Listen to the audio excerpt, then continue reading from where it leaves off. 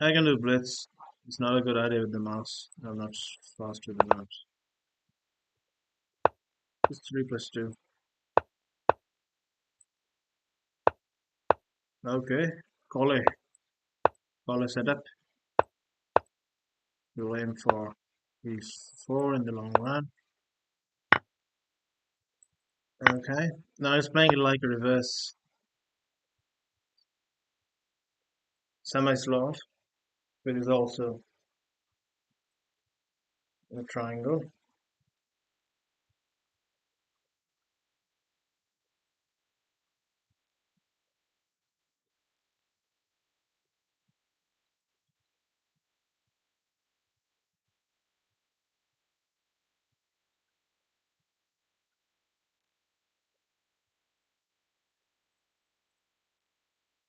I can take, but then I have to think about if I'm getting this guy here. So this is going to be 6. It's coming back to e7. In case of any before knight here, well, this knight will take here, so I guess takes, bishop e7. Then because there's a c pawn and a c4, my queen will be fine on c7. I'll go b6 and bishop b7. All right.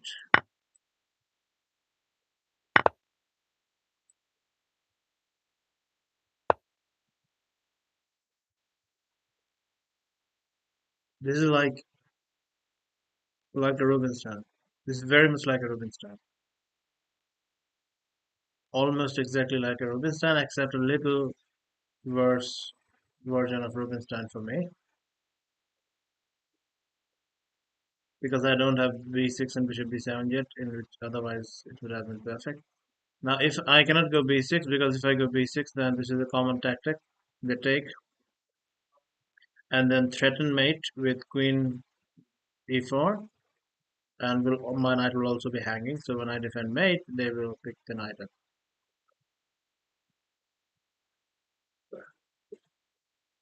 Okay, so I guess I'll just go here for now. Yeah, not good, not good, just bad.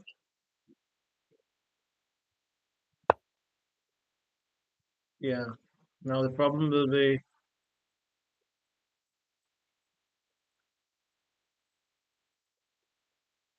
this.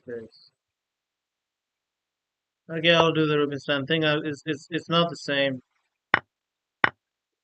It's not the same thing because I don't have b6, bishop b7 yet. So this might actually be where it will backfire. To try to use the g file and play with this structure. It is good in the Rubinstein most cases. I've won a lot of games with this structure, but here it might backfire because I don't have. I'm lagging like 2 moves behind. So this is like a much worse Rubinstein. I went to bishop c5, then back to e7. It's all wasted time. Like one thing I do know is that the queen belongs to c7. Queen is very good on f4. Sorry. Yeah, but I don't think I have time for that. I have to do with b6, bishop b7. His knight will jump. That much is sure. Yeah, and also I might just lose in time simply.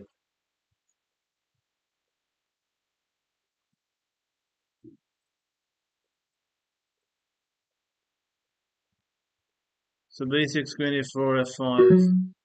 Yeah, I don't know. I'm going here first. Let's see what he does.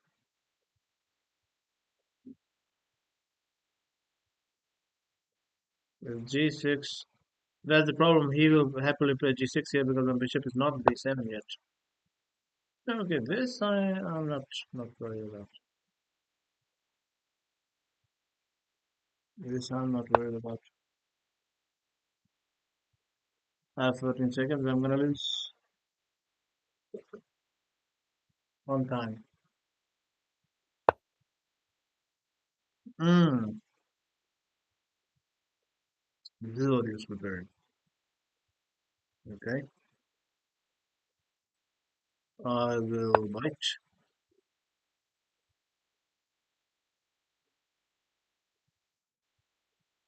There's a five whenever I want.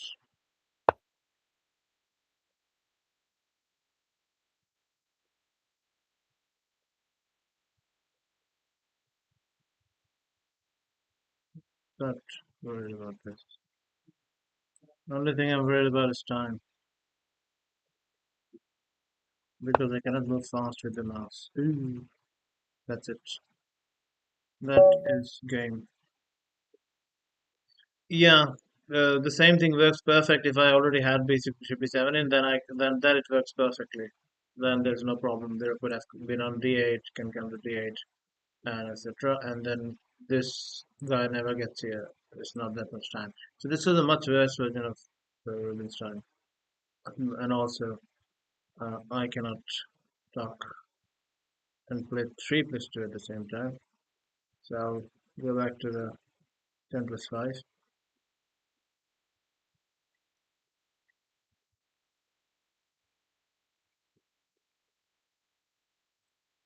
No, I should perhaps show that. So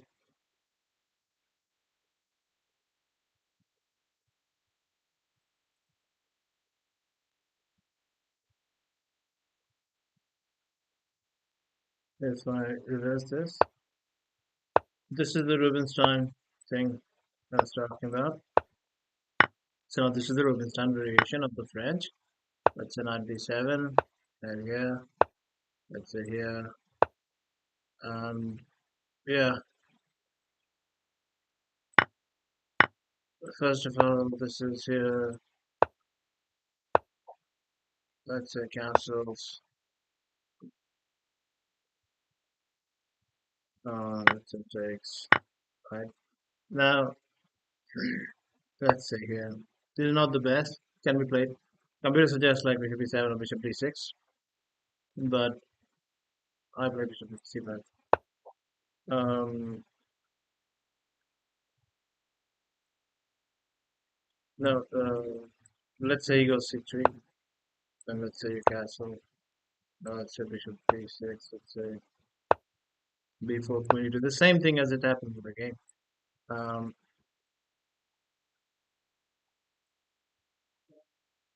let's say here. Let's say rook e1.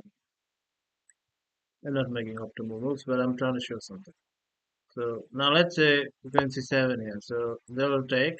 And notice now the structure is exactly the same as in the game which started from college system, but it actually ended up here because in the game also he had three like this and the pawn on c3 and I had two like this. The queen was perfect on c7, and then there was this Rubinstein structure and the development of the bishops were supposed to be here. Um, but I moved it back, so all that wasted time is what made it a much worse version of it, and those tempers were as it turned out, um, not easy to overcome. And now, just to show something, let's say H3. Now here, yeah, here is what I'm showing, trying to show that this is a structure you can play in the Rubinstein and get a lot of wins from it. It's surprisingly uh, more um, you know playable, defendable than it might look visually. Let's suppose if the queen goes here, then the perfect place for the queen here is on f4 because from f4 it is defending nicely everything, and it's not that easy to kick off. And next move, black is going, if given a free move, black is going king h8 and rook d8, and then everything starts combining very nicely. The piece starts to coordinate very nicely. So this is what happened in the game, even though, and this is very interesting, that it didn't start anything. It wasn't not even one e4 opening. It was a call A system, but it transposed into a Rubinsteinish system, but just a much worse version of it for black because I wasted time with bishop c5 and back to e7. All right.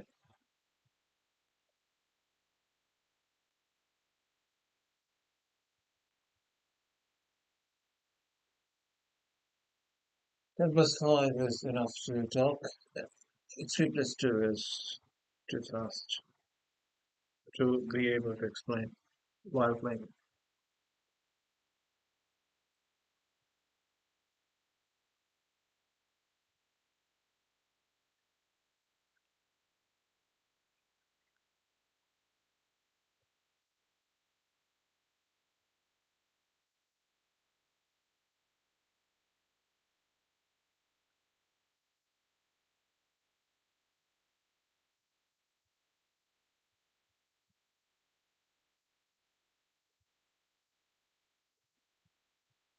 They're not pairing me for some reason. Stupid leeches people.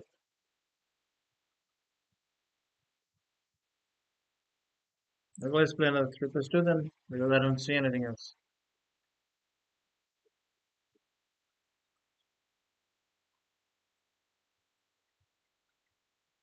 Pascal incremental Swiss starting in 127. Let's play.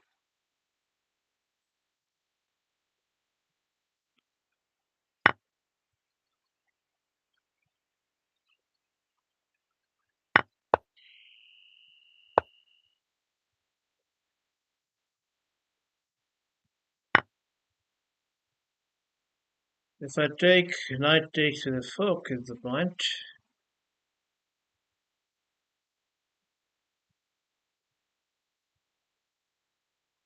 And if I take this knight, he will take the knight with the queen. But I have this check, he goes here. And this check, he goes here. And then if I try this check, then the queen can take. Takes, rook take, rook takes, rook check, king up, gets the knight. Also,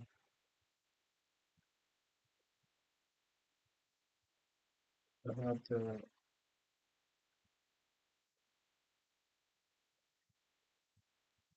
get the bishop, and it will be a rook endgame. Wow.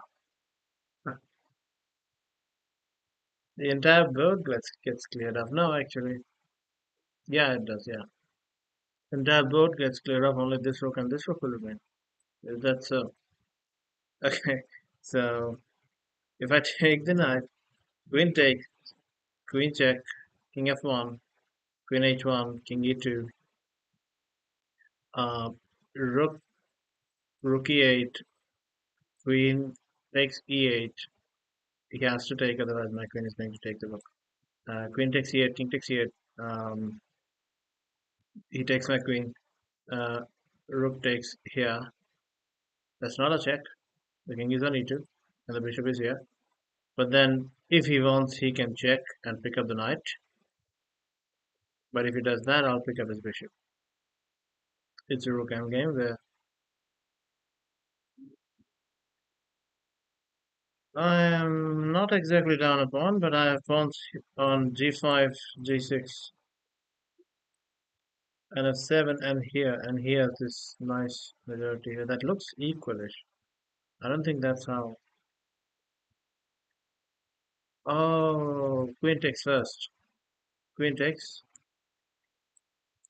king takes, and then take the knight with a check. But then the queen blocks on h3.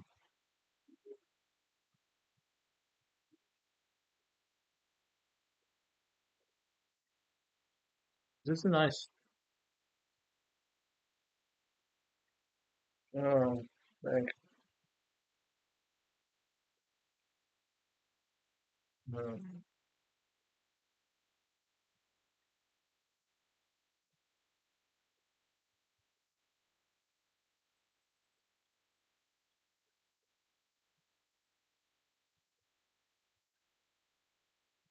He's also, by the way, rook h3, but queen h3 also does the job of blocking after takes. So I'm getting a knight, but I'm losing a rook. That, so that can be it. Takes check.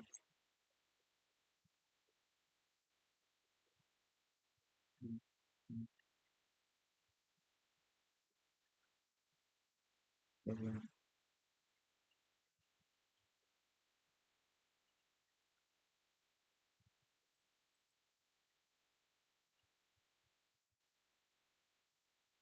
I guess takes, takes, take, finish to king here. Rook here attempts to set up a mating match. Takes away the e2 square, so queen h1 would be mate. So my rook is here. Queen is here. Takes, check, and rook e2.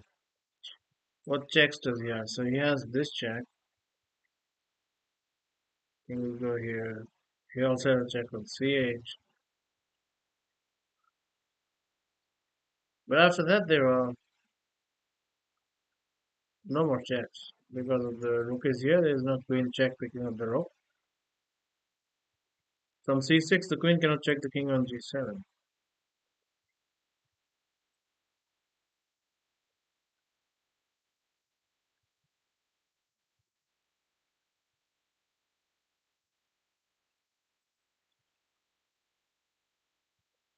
Yeah, I'm not able to focus right now. I'm not able to focus. Uh, not sure.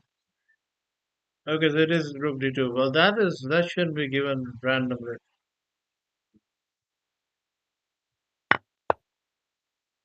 And now rook d2 to take away this. And that's not a move to be played easy. You have to see there's no checks once the king is on g7 after this check. Also, after rook d2, g3 doesn't save him because queen check anyways, and king takes, rook takes, king g2. I pick this up. That's why he can actually give a check first, then go g3. Okay, so rook d2, rook check, king g7, g3. Okay, after his mate. Queen after his then mate.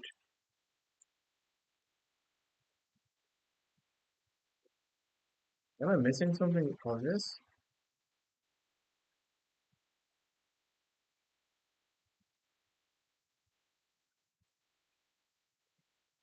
Oh, Sana form. Now slip. I was trying to show that there is also this check after rook is on d2. But then again, after king g7, there is no more check because d4 is taken by the rook. Yeah, it is rook d2. Mouse slip, mouse slip to here. Yeah, this should be. What's the rating of this puzzle? Did they just randomly give me that? Because I was trying to collect some puzzles from lower levels, so I got my rating down intentionally to 1800 level, so that then I could collect some puzzles from there for and sort them out categorically for training purposes of different level of players. Okay. Oh, I joined the classical, didn't I? They just then again. Okay, I'm down. So it's a 25 what? It's a 25 plus 3. A good thing is they at least has. What is this guy? Oh, son of a bitch. I was playing d4. So this guy doesn't have any games of any other sort. Just 9 rapid games, 55 classical, and that's it. And he 82 games total, and he joined 2 months ago. Right. Well, I guess we have to play now the King's Indian attack against the Sicilian because I mouse slipped to d3. Indian attack against the French is quite a bit more. It's more effective as compared to against the Sicilian because they haven't committed e6 yet. Oh, what the hell is this? He's playing. Okay. Yeah, this is actually good. Yeah, this is a good way. I never study Earthquake theory or anything because, like I always say, they're not as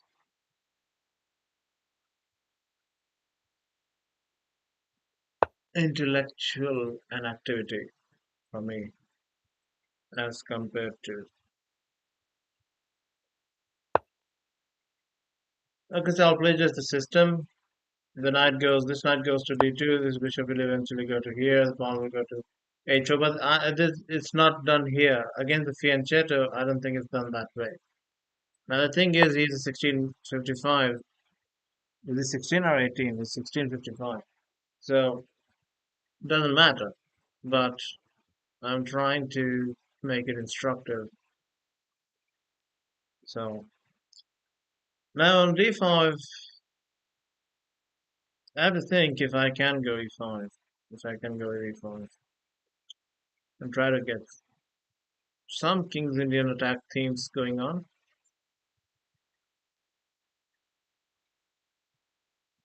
We'll see. Basically, with the King's Indian attack, you're just trying to attack carefully, and you're trying to attack it in a way where everything is.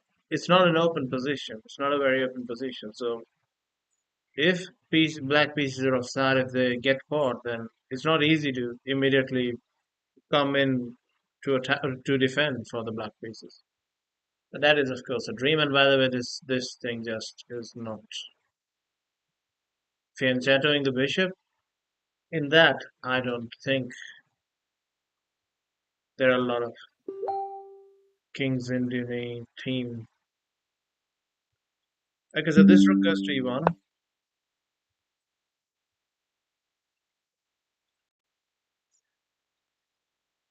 This rook goes to e1, and this knight goes to d2. I have to be careful about what to do here. So he's playing with d6, so not going for d5. So I might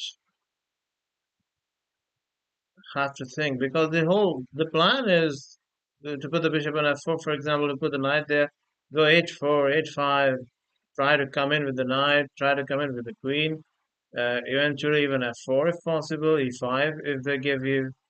But the whole idea is then to create same type of kingside play as you would in a typical model plata variation kind of King's Indian defense, where the center is completely closed and then they play f5, g5, h5, h6, place all their pieces there. White gets play on the queen side, black tries to mate on the king side slowly. But I don't see those things happening here with the fianchetto. So I think I cannot blindly follow the setup here, the system. I will try to change the position then. Um, d4 is a not a hole because I do have c3. Um, I guess I'll start with c3 because there is also this bishop looking at b2. So if I want to develop my bishop somewhere, I'll start with that. So I'll do something um, like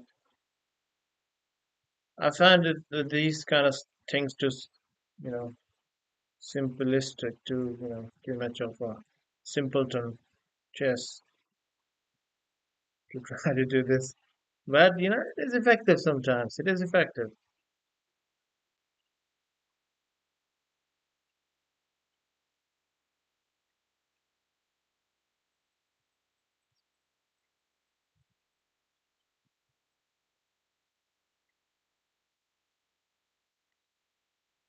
Yeah, classical is too slow. I think 10 plus 5 is optimal. In classical, it is too slow. 25 plus 3.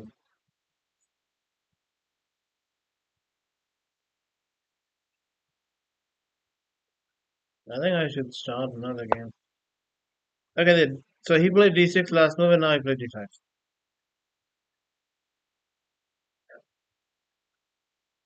Now c3 didn't give him any reason to do that. Okay, now the problem is he doesn't have e6 yet, so it's not going to be very much of a French sort of stuff. But I can go e5, d4 and change the position. I think that's fine, yeah. I'll go to c5 and then d4.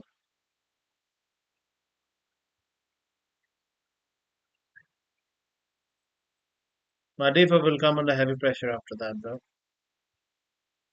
as is it does in all of the advanced French slash Garo structures. D4 will be a heavy pressure point, maybe. Maybe I don't do D4. I can do it later if you want. And if you want to play D4, then it's a proper King's Indian type of center. But with a fianchetto,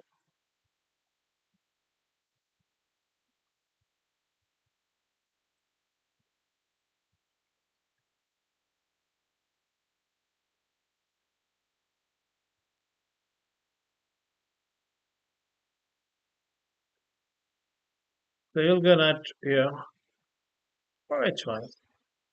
Um, if he goes D7, I might also have E6 to ruin his star, but I don't think uh, it makes sense. The reason it doesn't make sense is the other things are not combining well to do stuff like that. I don't have pieces positioned to attack. Um, but it is interesting. Takes knight g5. His rook does open up, but now e6 pawn he has to do something about. But he will move the knight to defend it. With the bishop, I can still take it. I can still take it. Take it. Rook takes and doesn't look all that. Doesn't look all that great.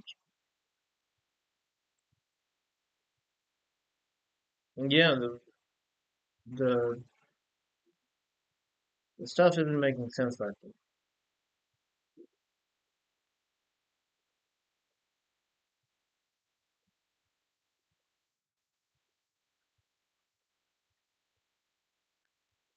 The play so far hasn't been very, very logical thread.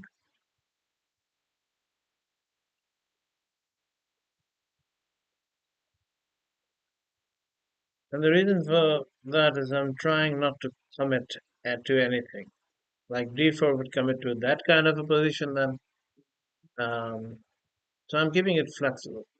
If he wants to go c4 by any chance, then d4 is a dream structure because with c4 he would give up any and all pressure on the d4 point, and then I'll go d4. Then my d4 is never being hit.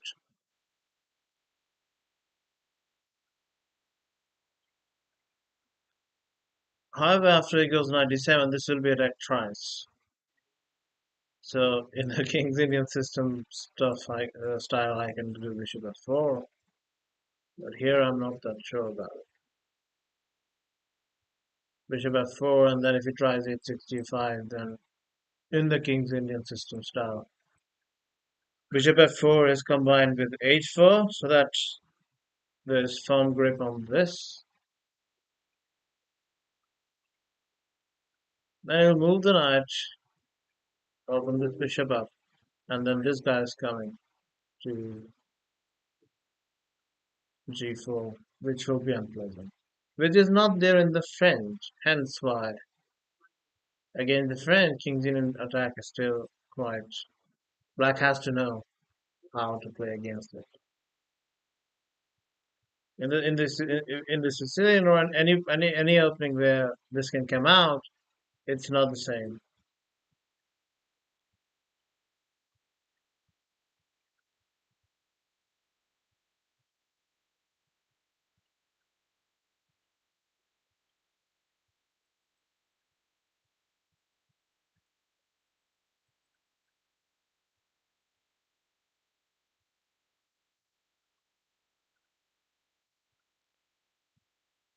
Yeah, 25-3 is too long, I think. I'm starting to get bored now.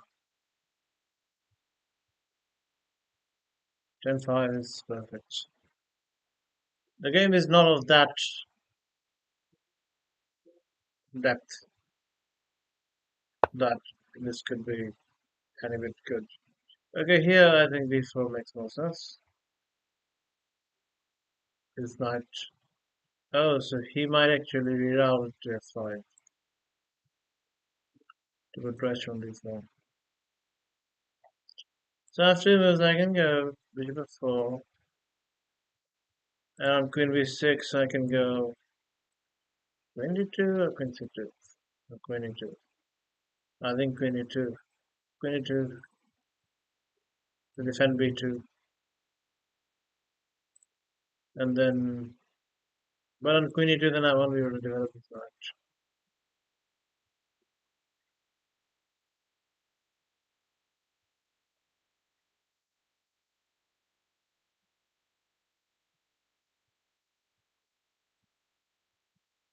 Um,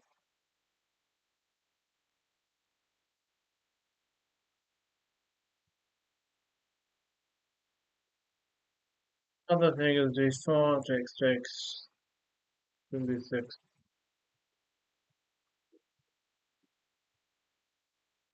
Knight c3 will force him to do something about this. Decide to if he wants to go e6 or not. If he goes e6, then it's a proper advanced French with the only difference that is he has fianchetto the bishop, in which case fianchetto is not optimal if it turns into an advanced French. That would not be optimal. Yeah, it doesn't look optimal.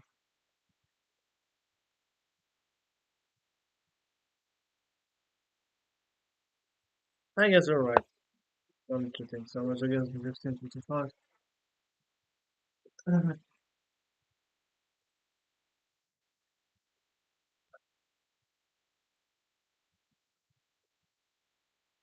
I could have still left it flexible and not commit with bishop f4, but I think d4 is principally the move to be played here.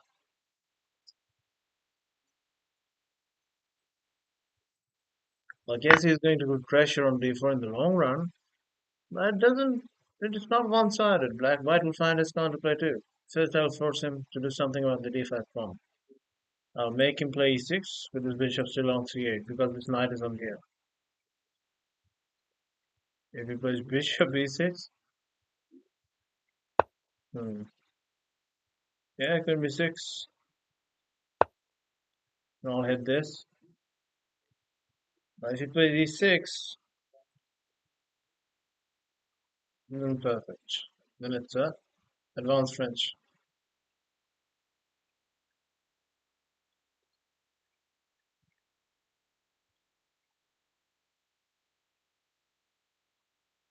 If bishop e6, then knight g here, yeah. So now I'm happy that it's that kind of a structure. Yeah, well, Piancetta is bad for him. Piancetta is also bad for me. So that evens out. Now White needs to find counterplay.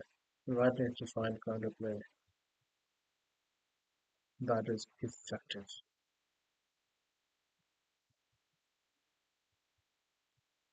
So this bishop needs rerouting. But with the g6 inclusion, this rerouting won't work because I can never play from bishop on d3. Then he can indeed take, and there is no bishop h7 check. Um, this is a nice place for the knight. Knight b6, knight d6. I should exchange this guy. That's the bishop I should definitely exchange, principally speaking. Rook b1 just feels. I'm afraid to play rook b1 because it might turn out to be a very, very passive, very very much waste of a move, covering move. Um,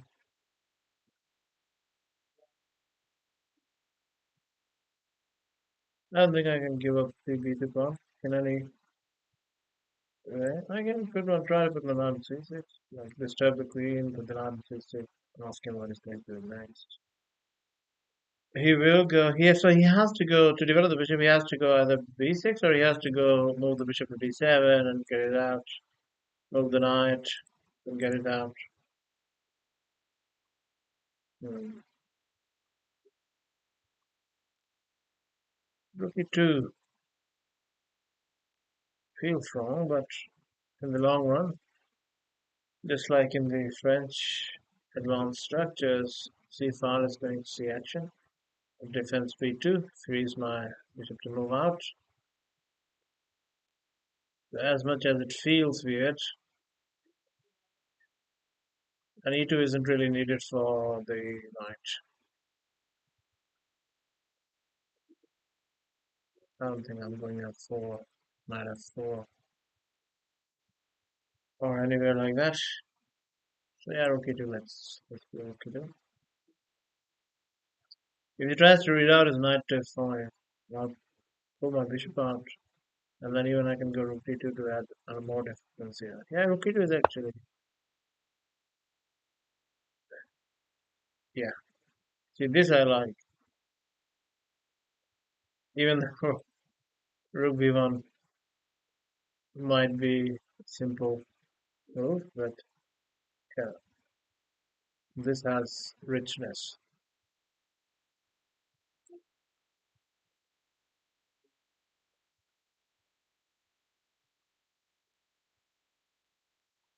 A multi-purpose move is always much better. Like rook b1 means that okay, you're defending it for now. I'll move the bishop or play b3 or wherever. Then eventually, I don't want my rook on b1, and I'm not pushing b4, b5. So that rook has to move back to c1 again. So that's like a very shallow move. Here, this is like 20 purposes I just showed. It can come to d2 if I need more protection here because this knight is going h6, f5. It can go to c2 and then this one can come to straight away to c1 and that will be a very quick doubling before black can double. Um, and it's defending b2, therefore freeing my bishop. So that is a much richer multi-purpose move as opposed to b1.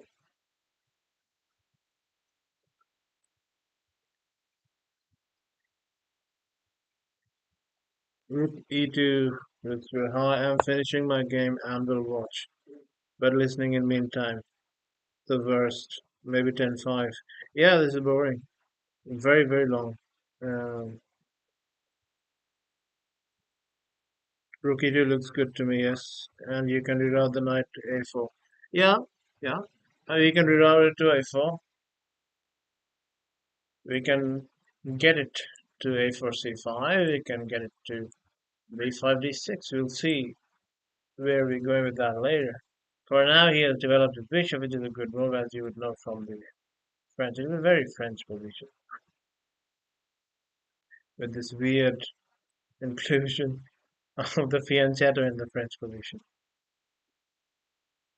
Logically, if you think about it, it can only be bad for me instead of for him because White's counter plays on the queen side, Black's play better plays on the queen side, White's better plays on the king side. So Black having a fianchetto there takes away a little bit of the crown point, but it is wrong due to other principles like you don't play e6 and g6 together because now the bishop can only stay on one diagonal. Let's say this is here, then these dark squares will be weaker. So don't push the both like e and g together, e3 and g3 for example. Uh, also this one is not really doing much, but it feels like White's counterplay is not there on the king side if White tries to create something there. Okay, so where do I want my bishop? Now, he'll move his knight only after I move my bishop, because if he moved his knight first, then I can play my bishop to even e3. That gives me an option. I can still do that, by the way. I can play it, take with the f pawn, and then have the open e file. But the problem with that would be the bishop will come to then a6 and will be constantly all the time putting pressure on e3. And this c4 square is a square where I will struggle, white will struggle, because don't want to play b3. That destabilizes the c3 square. But we'll have to play b3. So I have to prepare already situations where b3 is not that bad in the long run, because b3 will be needed in the long run to stop something from coming here. I have to move the bishop. I can wait, but if I wait with like rook to c2, he has good moves to wait also, like rook c8 before putting the knight anywhere. And as long as he's not putting the knight anywhere, I can just move my bishop. Do I need it on f4 or do I need it on g5? On g5 it gets hit with an f6, which I don't hate, but that's a temper for no reason. It also get hit by h6, but these kind of things I would very much invite. Well, then they would give me some openings on the king side.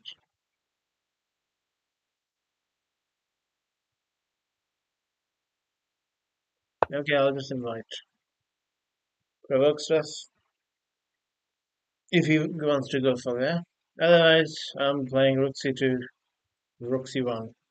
I'm playing rook c2 because the now is not going knight h6, knight f5. If he's not doing that as of yet, then rook c2, rook c1.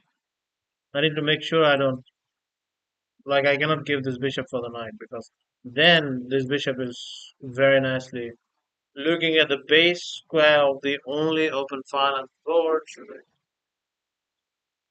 When a bishop looks at the base square of the only open file on the board, then you can struggle on that file, because you won't be able to put your rooks there, whereas your opponent will then stop putting rooks there, which will be uncontested, and as a result, they will gain total control of that file, and they can use that to infiltrate. It is especially worse when there is only one open file on the board. So both really need to fight for that. Okay, this is weird, but um, this knight is not going anywhere, first of all. But what he's doing is he's saying, not him. I know that's not a 1655's mind to be able to do this, but a3 is something now you want to do to kick the knight, because it's taking away these two squares, and you may want to put your rook on c2. So you want to do a3. But if you do a3, what happens is then b3 is much more weakening for white, because there is no a2 pawn. So a3 is not advisable, positionally speaking, because when something sits on c4, you really need c4.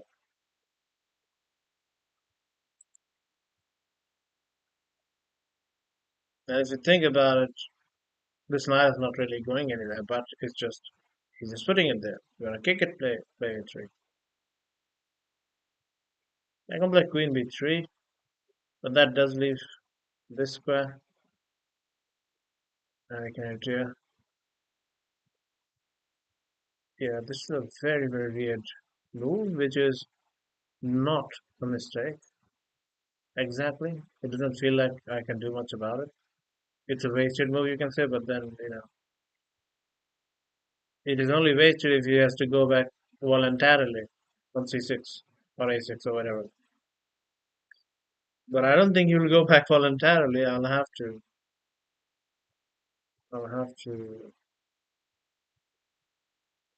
okay, let's see.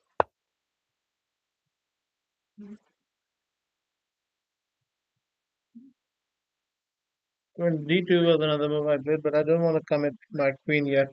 whether I'm going to d2 or b3. So I don't want to commit yet. So I played a move that I'm much more certain of about the placement. That is that rook is indeed going to c1. And then I wait to see what he does. Okay, rook e8 is just wrong. Oh, okay, okay. What I had was this, which is actually a great rerouting. It might not be that great because then I have to worry about bishop h6, looking at the c1 square. But this can reroute to c5.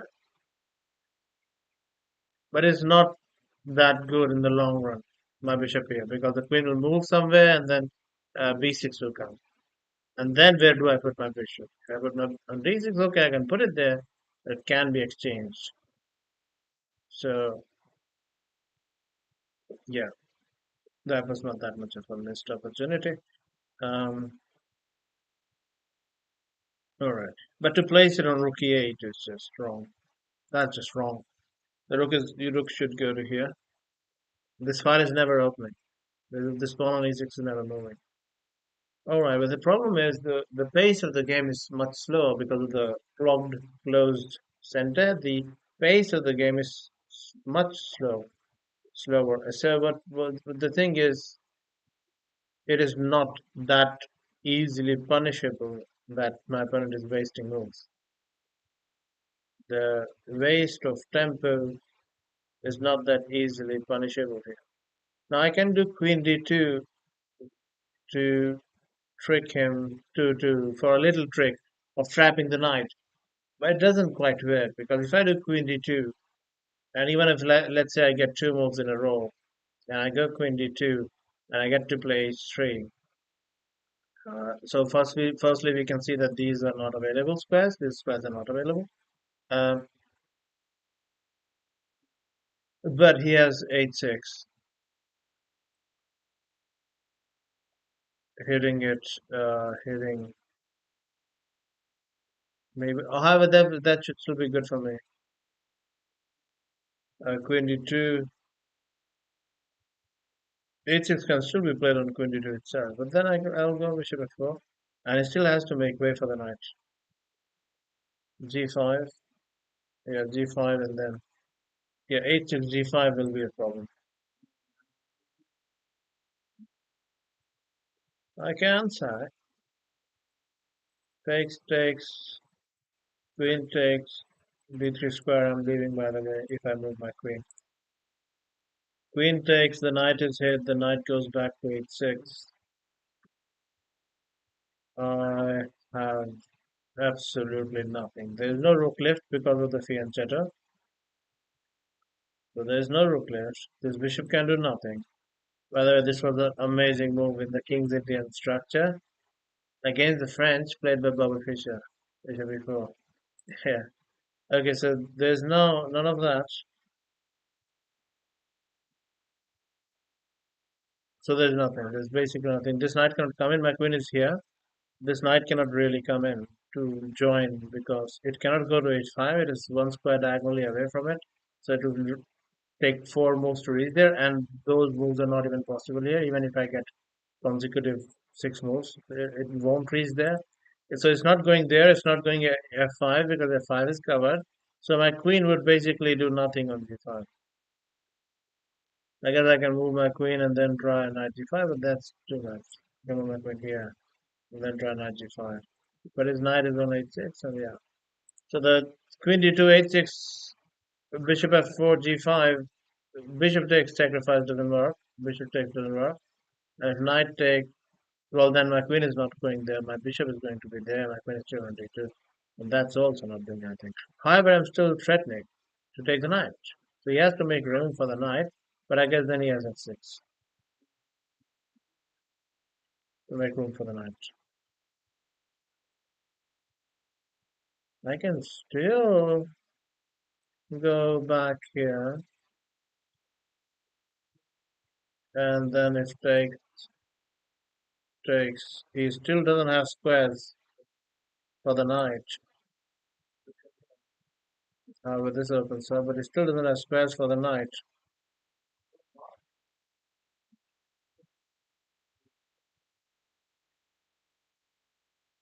and these two pawns are gone.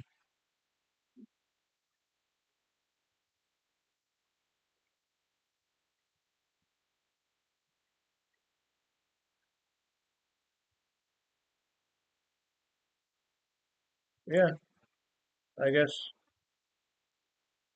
it looks like it looks like how someone would calculate coming straight out of a madhouse.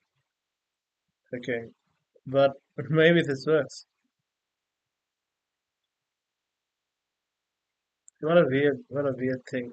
What a weird thing to calculate.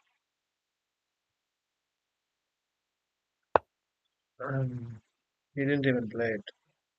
Yeah, I'm giving him way too much credit. Okay, let's see. I don't have time. It's a 25-3 and I don't have time. Alright.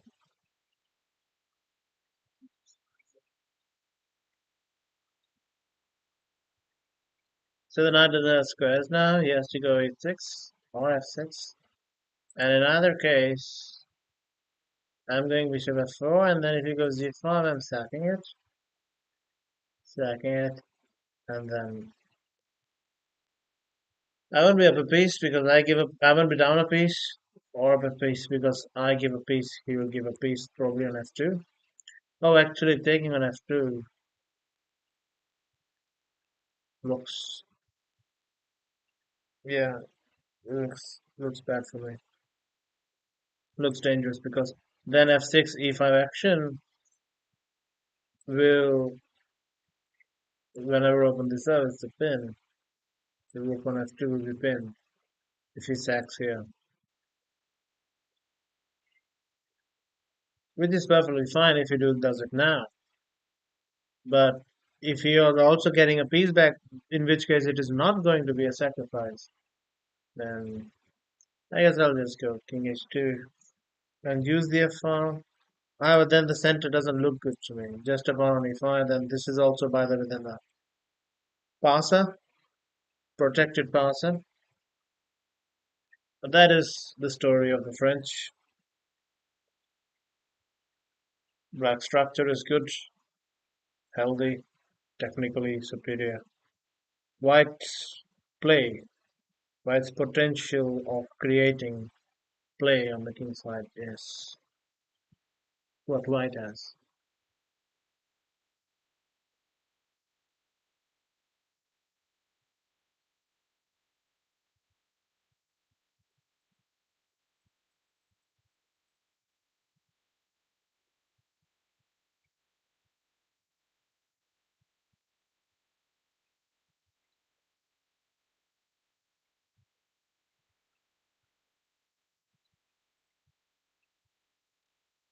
Yeah, it'll take a lot of time now.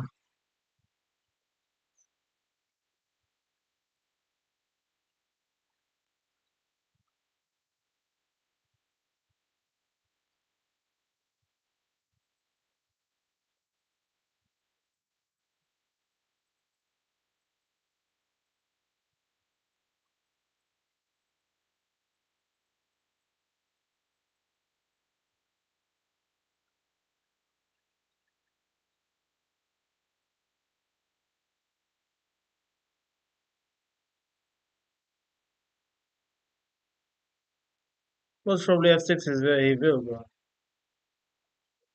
And then actually, do I just take here so that my center remains intact? He takes here, I will be a pawn still, will be a ugly double G pawn, but upper pawn is upper pawn. He will have d3 square because of my queen would have moved. But yeah, and he will have open f5.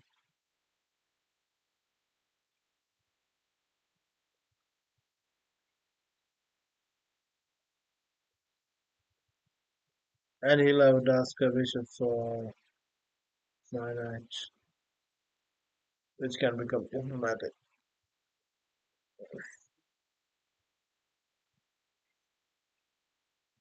So on f6, then I'm not allowing this.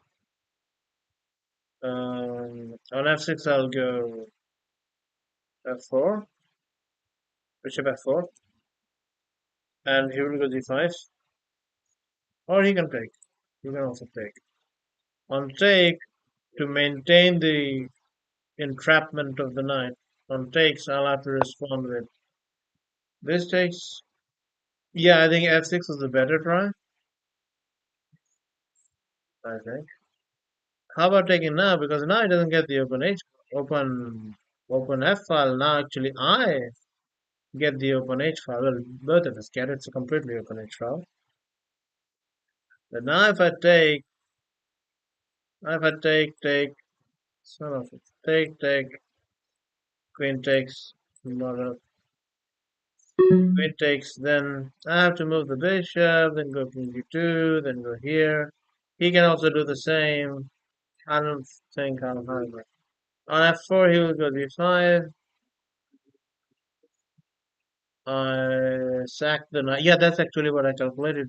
That's why I took an hour on the last move. What did I calculate? Yeah, I'll take with the knight. I'll take with the knight. This takes, and his knight is still trapped. That's the point. So I'll get these 2 pawns for it. Then he'll go f6. I'll go back to f4. We'll take here, and I have to take with the pawn to keep the knight entrapped because the e5 square is taking away the f6 square. And yeah, then he will like take on e5, pawn takes e5, and sack on f2. So he will get this pawn, and I'll get these 2 pawns. And this will also be gone from the. Yeah, I don't like that position actually, but I'll be at the pawn. The center is not good for white there. This is a protected castle.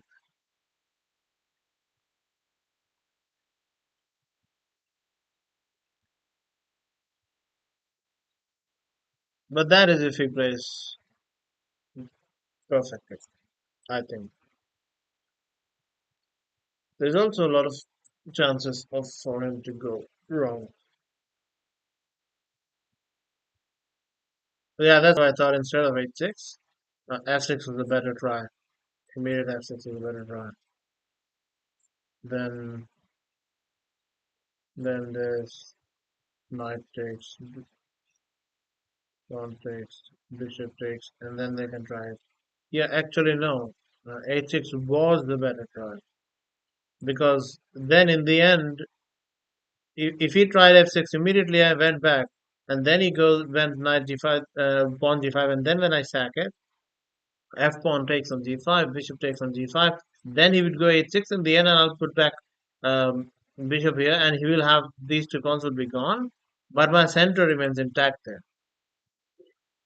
So h6 was actually the better way to start, so that when I sack a piece on g5 and then and then he gets to play f6, and then I'll have to come back and he'll get to take here, which is better for him. His king will be completely naked, though all these 3 pawns will be gone. But the problem is I cannot flush in the pieces. If I could flush in the pieces, I could quickly get the pieces to the king's side. That would work. Which is why I said that I think even though positionally or principally it might feel like it should be worse, it should be bad for black that they have a fianchetto in the French advanced structure. But actually, if you think logically, it's only going to be white because this is a white's counter plays. Black is otherwise technically healthy. He will play his nice play on the queen side. He has the potential to do that. But this is where white's plays. And if I cannot flush my pieces, if I cannot actually uh, harass him there or put pressure on him there on the king side, then I have nothing. I have no counterplay. Yeah. G5 knight takes.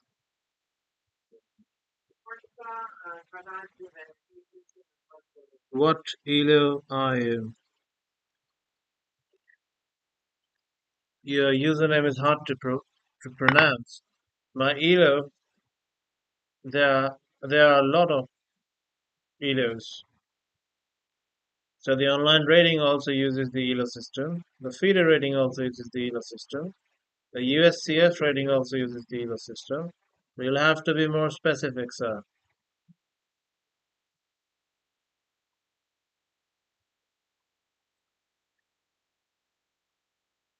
Elo was name of a man who was a mathematician and a chess player. Or part Elo, I think. Around 70s, late 70s, he came up with this system on how to give people chess rating. So Elo was his surname, so that's why we use the Elo system, but it is a system, it is not a rating in itself. Ratings are like, Leach's ratings, FIDE ratings, USCF ratings. Ooh, that's an intermezzo. That's a very nice intermezzo. Oh, wow, that's a very nice intermezzo. Because now if I go rook e1, he has 93, and if I go here, then he has the knight takes. That's a very nice intermezzo. Can I just take though? Take. Oh, but that'll come with a tempo on my rook. If I take this, he will first take here with a check, and I'll take here. Then he will take here, hitting the rook, so I won't have time to take the knight. And then if I don't have time. I don't have time. I don't have time. What did I do? Oh, I don't think I thought that through. But yeah. Oh yeah, but now I can take. Yeah, he misplayed it. Now he's not getting anything. He had to take first with a check. Then it would have been a great move. Oh, I don't have. Oh, there's only 3 seconds increment. It's terrible.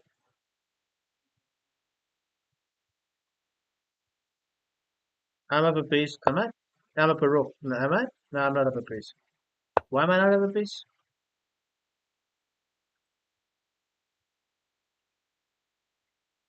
I'll have to figure that out. Ooh, that should lose.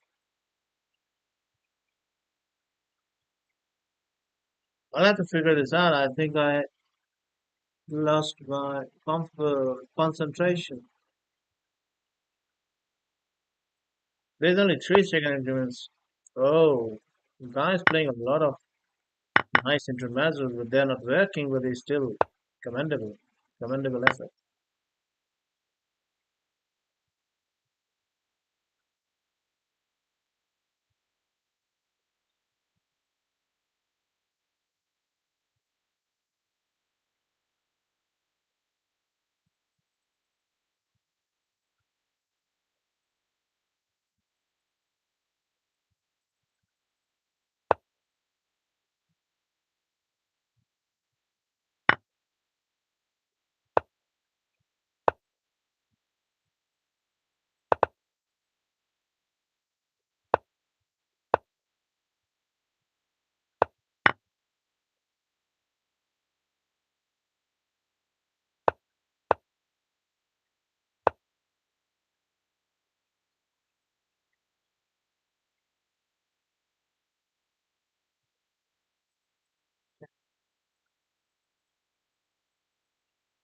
Mm, Doesn't quite, doesn't quite.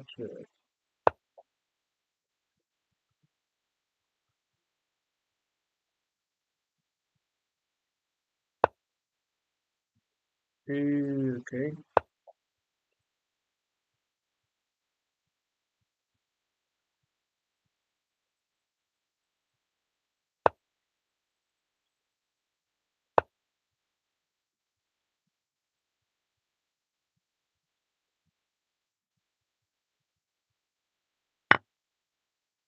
What?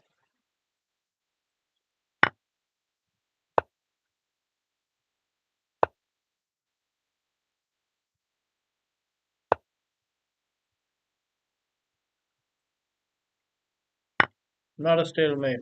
It's not a stalemate because you have this square.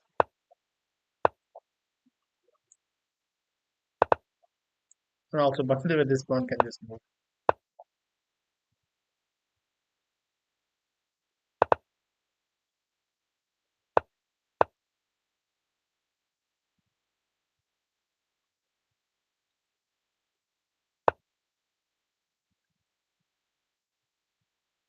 It's still not a stalemate.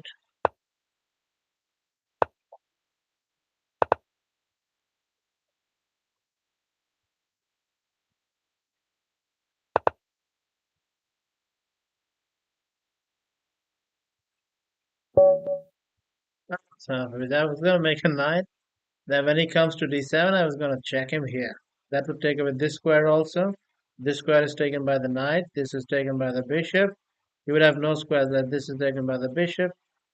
He would have to move here here or here, and either way, then I would have delivered the mate.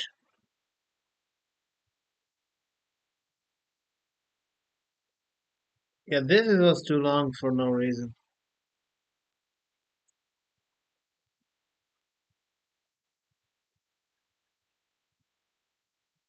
This was probably this was probably too long. So I'm not going to play this back to tournament. And hopefully they don't start my new game for no reason. Okay, now I have to find the back. There's no going back. There's no going back with it. And now again, I cannot scroll to find the game. Yeah, this is obvious needs to fix this now. So what I'll do is I'll open a new source to get there.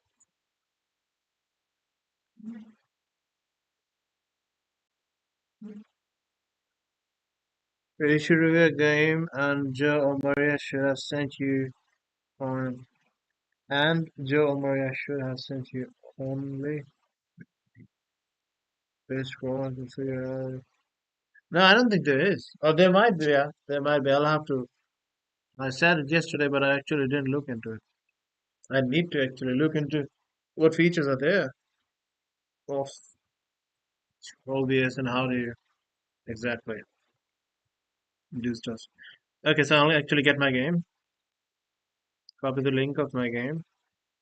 After this, I'll look at your game. Or whichever one you're saying I couldn't get it. Yes, including donation features. Yeah, I need to look at that. Alright, good game. Okay, bye.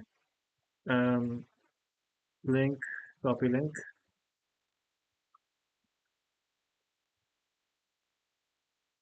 add source, browser. Okay, URL, none of them. Paste. Okay, interact. Okay, first I'll log it, then interact.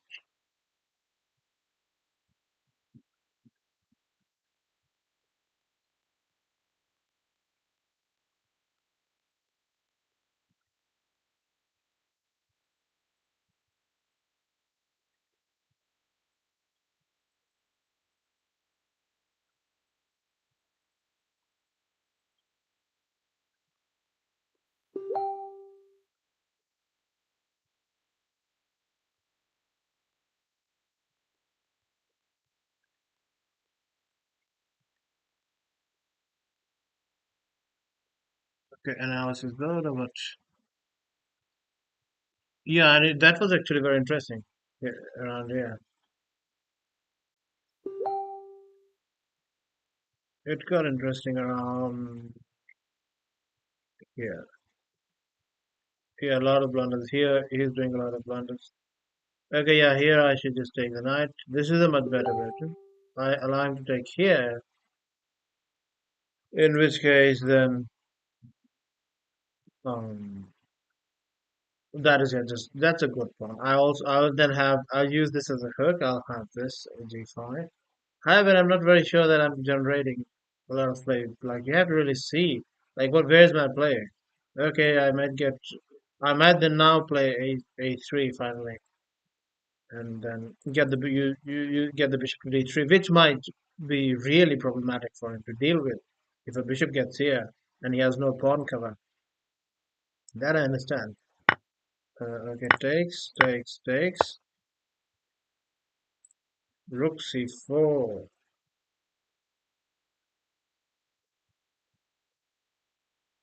Pressuring the base of the pawn. Yeah, rook c4 is a fantastic move. Like I said at the start, this is the pressure point that White has to deal with, but it's not one-sided affair because White then has his counterplay on the king side. Okay, I can go 1 hour into the game, so I'll not do that. I'll look at your game. Courtney, did you send me a game? What are you saying? Did Joe send me a game? Where is it? On Facebook Messenger? Oh yes, I think you did send me a game. Copy link. Delete this one. Add source. Browser. Okay. URL. Paste. Okay. Pull the browser down. Enlarge the browser.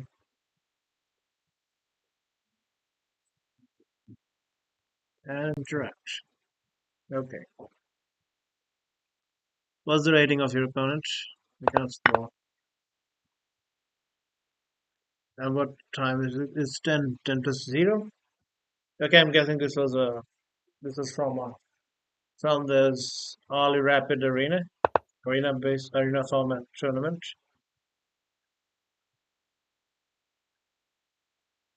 If I had to guess, probably 2300 or maybe 20%. You should review a game, and Joe or Maria should have sent you one. Okay, it's one. I'll never play while listening again. Yeah, you can. If you if you play while listening, it's a major distraction, much more than even it is to play while talking.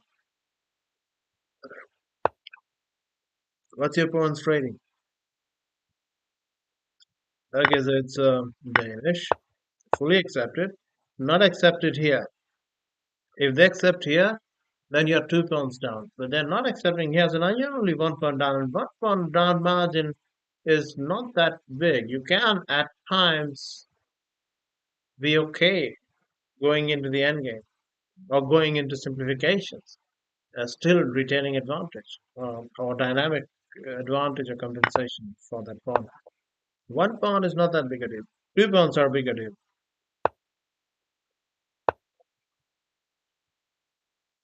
Okay, stopping d5. I see that. Stopping d5. He pinned it. Why? Uh, I understand knight f3 because then you're defending it, and then next move you're castling, and your rook is coming to e1. So we can see things something like knight f3, knight here, and you castle, and then if he takes, then just the rook comes here. It cannot come right now because there is this, or maybe it can come right now because if this, then this takes here, and there's nothing to block the e-file to save the queen. So you would lose the queen. So yeah, this comes here. Some d6 business, then yeah. And now your queen can also take because the rook is defended. Um,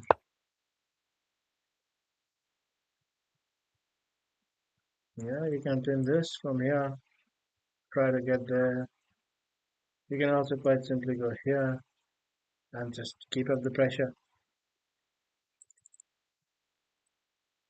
But this just loses the pawn. But now he has to be careful because the e-file is open. But you have to also understand you're down 3 pawns now, right? One, two. Okay, no, now you're down 2 pawns because he only took one at the start. But okay, you're down 2 pawns now. He has to be careful. The e-file is open now. And his king is here and his queen is here. Okay. I don't think I'm able to refresh the chat or something. Okay. He's blocking the e-file. Rook on e1. That's dangerous stuff for black. The engine might say that, oh, it is 1.6 minus 1.6 and all that. Practically not easy. They have to be very careful.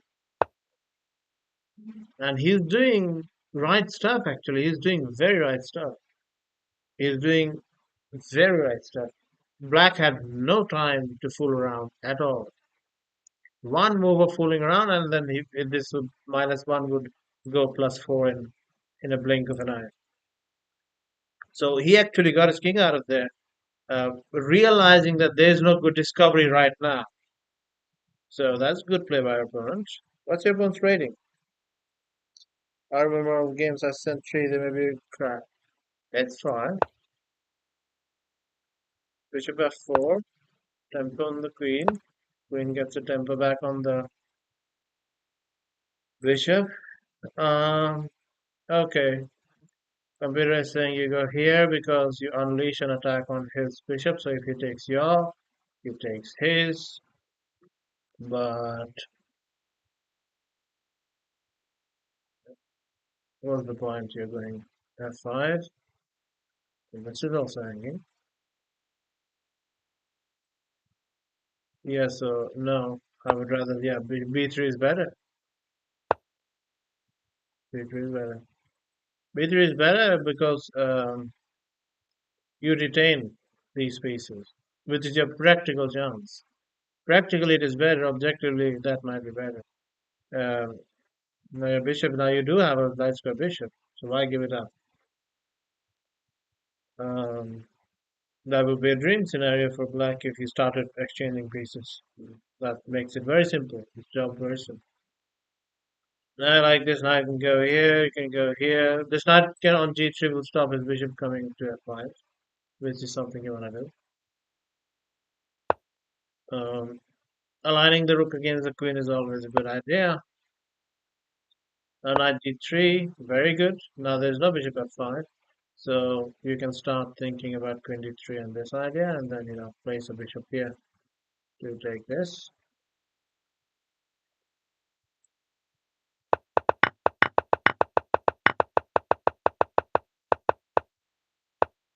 He went back to the queen, so he's taking a lot of moves now. And going back with the queen, by the way, is the best move because the evaluation didn't change. It actually went up for black. Yeah, it is always.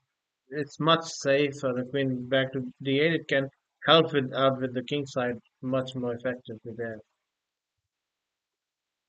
And also the bishop was hanging.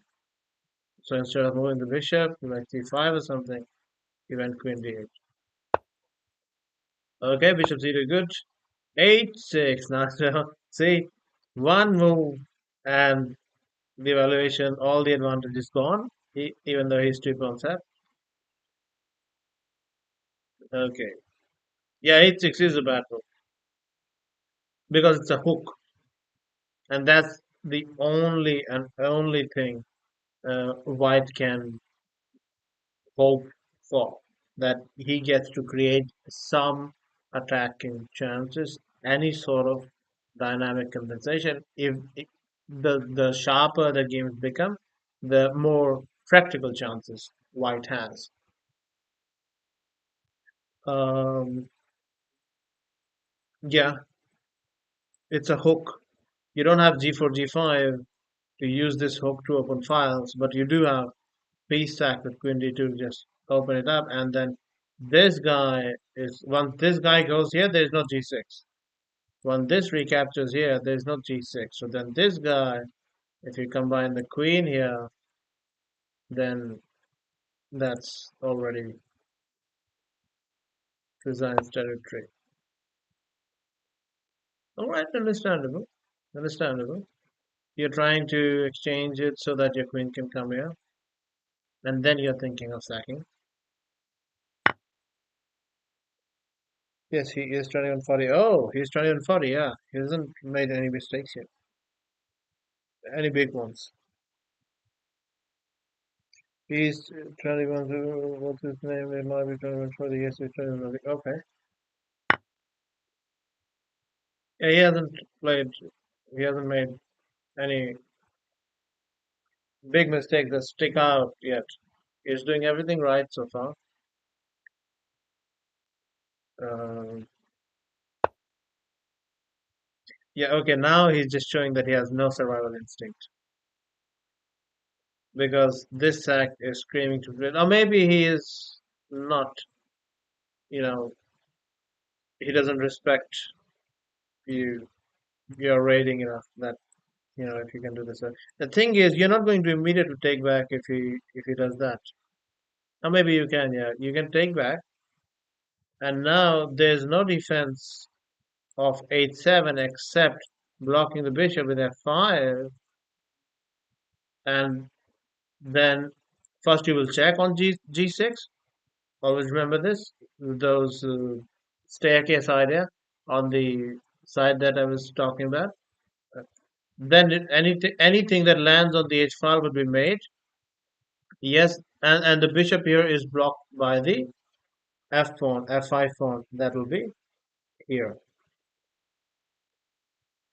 So rook e3 after queen g3 check and king is here. Then rook e3 just ends it, right? He can take this or do whatever, doesn't matter because this is coming, and there's nothing stopping it.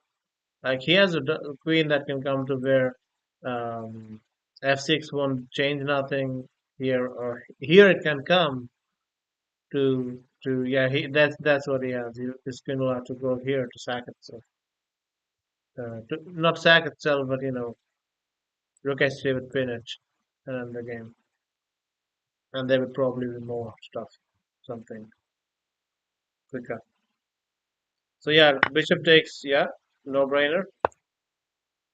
Oh, but yeah, this doesn't work because of that. This is going to be discovered. You can also do it here. This stuff does not work. I guess he takes and he gets out like this, and then plays g6. I didn't find it. That's fine. What did you find? Yeah, that's fine. Oh, but g6 is a counterattack. No. Yeah, g6 is a counterattack. Counterattack in the sense that he's also attacking a queen. That's fine. That's fine. That's fine. That's fine.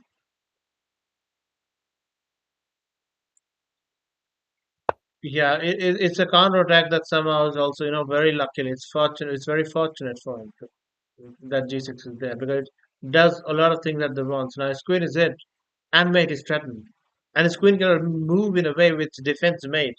So it is one move stops the mate on h7 and deals with the potential threat of loss of material by creating an equal threat of loss of material. And you are not down a piece because he didn't accept your sacrifice, but you're still down. You look at this 4 versus 2 majority on the queen side. This cannot go to an easy endgame. Ah, see, this is what I saw first, and I said this is not working. But I mean, he will have to give a piece, and now he's down a piece, and the best he'll have is so what he's trying to do is the same thing I was looking at that takes, and then he'll try to get out with a check. So he's using tempos to get out the queen so that then he can block finally with g6, and then after checks and the king goes back, then he will go g6 to stop this. But of course, this is not good because now the queen will simply go back on g6. What he would have done is probably after queen h4. Okay, by the way, g6 is not also that easy because after this queen h4, and where is he going? If he goes queen g7, then bishop f6. Oh, I guess queen h7, and then you have to first move, and only then you can do here and here. But it's not working right now yet because the bishop is currently still looking at h3. This other bishop is looking at g3. Yeah, I guess it does save him. It does save him. It does save him. Okay. Ah, yes, you can also take with the queen. You can take with the queen because he cannot take your bishop. Mate is still threatened. That would have been actually lovely.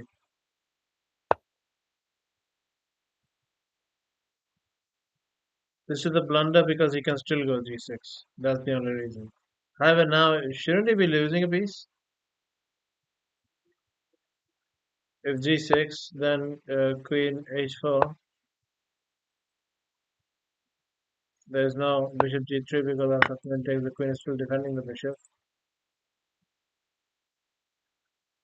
So he has to move the queen, and if you move the queen, then you can take. So why is it only plus plus? Yeah, it is plus that much. So okay, maybe he does something else instead of moving the queen. Oh yes, nice. Queen h8 instead, so that he's uh, defending this. And then if you do this, then he'll just simply move back. Okay, okay. Well, he's just incredibly, Black is incredibly lucky here to have these resources. Okay, takes, you moves it. He has to play g6. He went here, and yeah, everything. See, this is not easy. Humanly, um, I'm seeing that what he's going to do, and then I know that it's not working. So the only way you can find the actual right moves is by process of elimination, by first seeing that, oh, okay, this doesn't work, that doesn't work, this doesn't work, and that's actually a very time-consuming process. And that's the only way you can find that these kind of the only one moves that incredibly, miraculously save. Okay, now white is just at the piece, and now he's starting to catch up, starting trying to catch up in development, which is another big problem for black. It's not just that he's down a piece; it's his queen side is now only now developing itself. This I don't like. Bishop h6 I don't like. Bishop f6 is what you want to try to do. So this to go here would be nice. However, then he does have f6, but then that is further weakening. That is further weakening. They did move back to e3 or even d2. You cannot go to f4 because he would then go g5. Uh, but alright, yeah. The computer is saying the normal king here so that you can then do this without the bishop being pinned. Mm. Okay, finally a queen is there.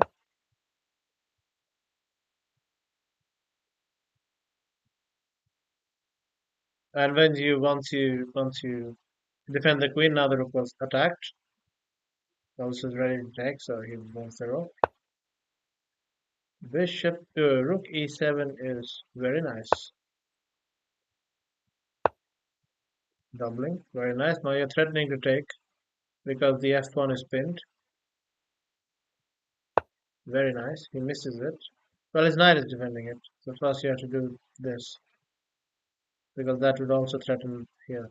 Oh, this just allowed too much. The allowing the e4 square is too bad. He is now forced to exchange.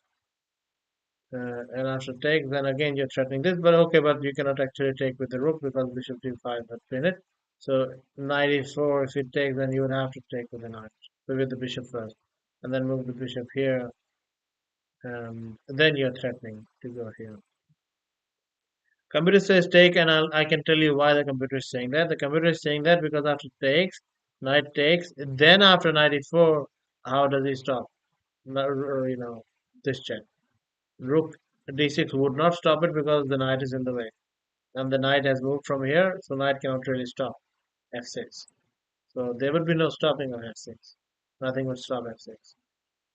And even if he moves the king and it's not a check, knight f6 still traps the queen because knight would take these two squares and the bishop is taking this square.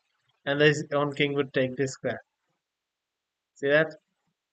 I think after 94, then what he has to do is something like queen h8. Yeah, so that's why the computer is saying take it because the knight cannot actually move. So on taking, then he will have to do something like takes this. After which, then you can sack here already because if he moves this, then you take this. You have a discovery, and everything is combining. This is piece coordination. Very nice piece coordination, piece harmony. All the pieces are combining towards you know a goal towards common goals. Like they are all participants in a tactic, in a combination, inputting pressure at the particular focal points. So this is very good piece harmony. 94, he pinned it first. f3 takes, bishop takes. He's trying to use all the remaining. The reason why this works is because your bishop would take the queen with a check. So it's not giving up two rooks for the queen. This is coming with a check. So this would, this would win a full, a queen for a rook. Okay. A queen for a rook. No, a queen for a bishop it would win. Okay. Okay. Okay. All fine. Yeah, that's just mate. Very good. Lovely. This was 2140 and it got very tricky. I didn't find it. I want to.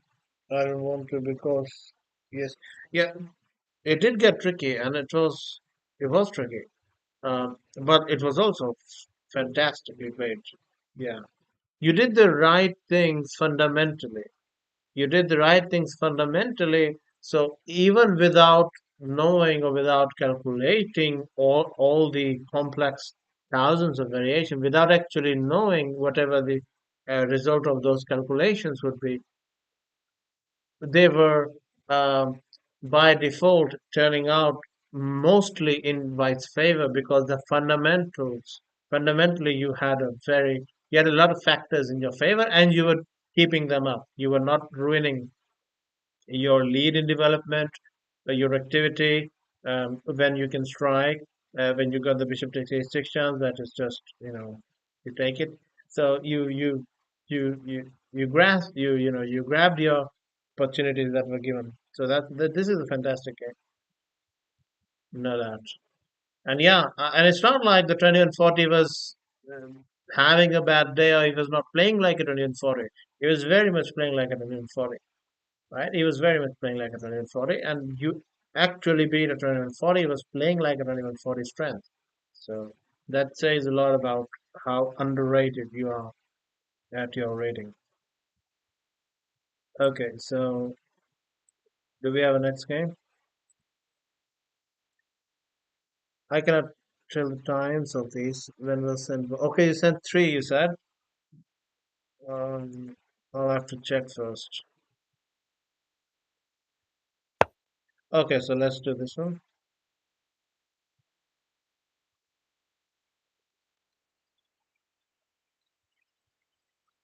Yes. Okay, I'll copy paste the link and then I'll open the next game. That's fine. Losing, winning is not the point. The point is, was there some nice instructive material in the contents of the game? Okay, so I'll delete this one. I'll put this one out. Roof and add source. New browser. Okay. URL. Paste. Son of a paste. Okay. I think I got it.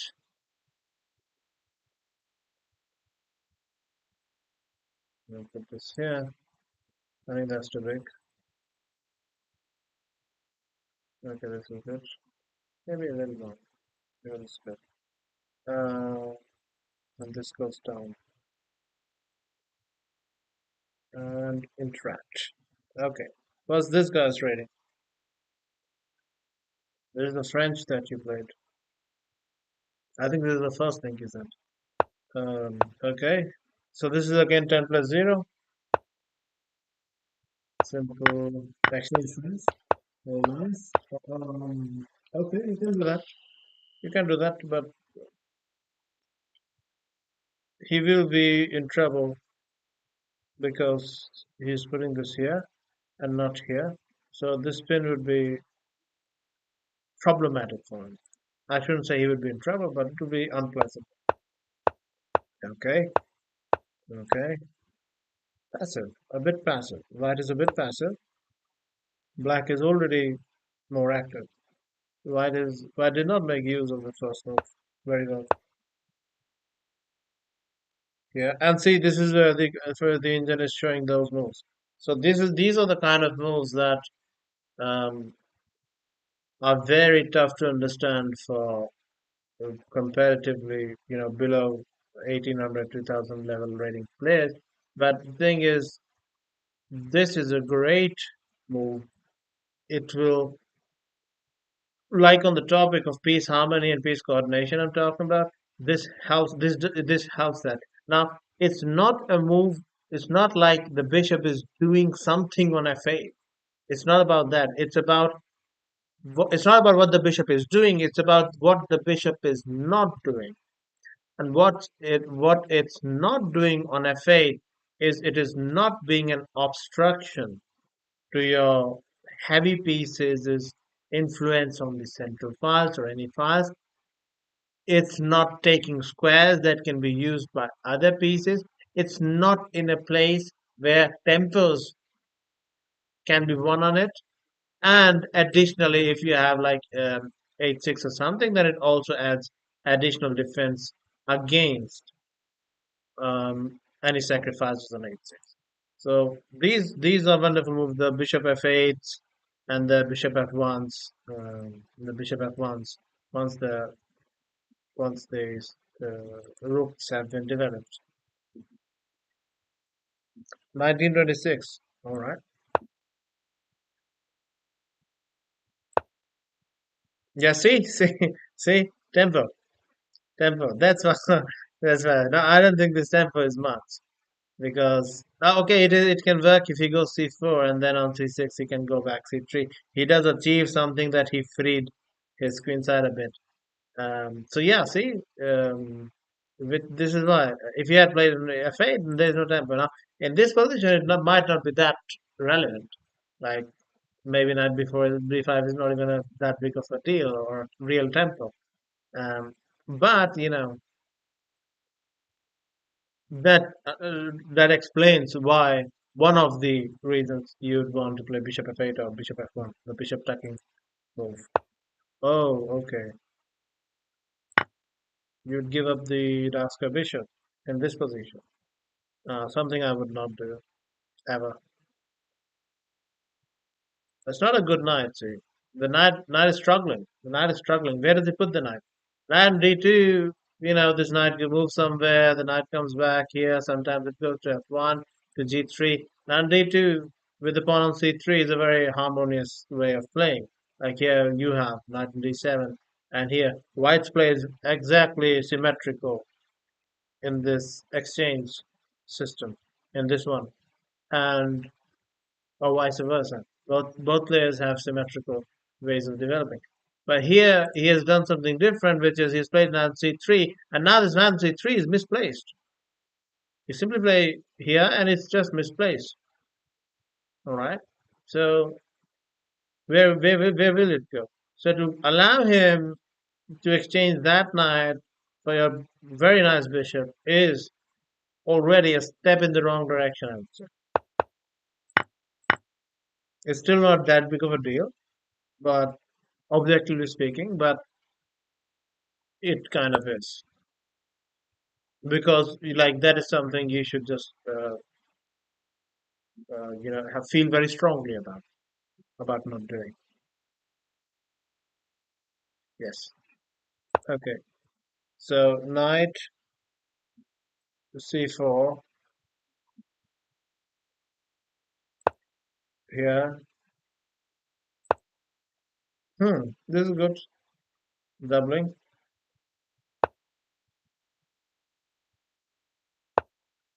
Oh, so no, you cannot do that.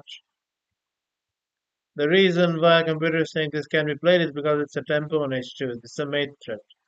And if he takes, then you would play an intermezzo of taking his rook first and then take this. So you won't lose material. But regardless, you cannot do this. You cannot give up a rook in this position. There's nothing. So rook e7 actually might make sense because then you're looking to Then you're looking to swing this one. Yeah. Which was the point I'm guessing of rook e6. So rook e7 would make more sense. The computer is saying rook simply rook back to e8. But rook e7, what does he have after rook e7?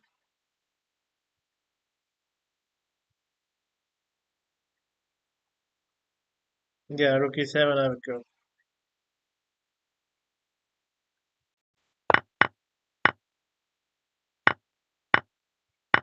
Well, that's it.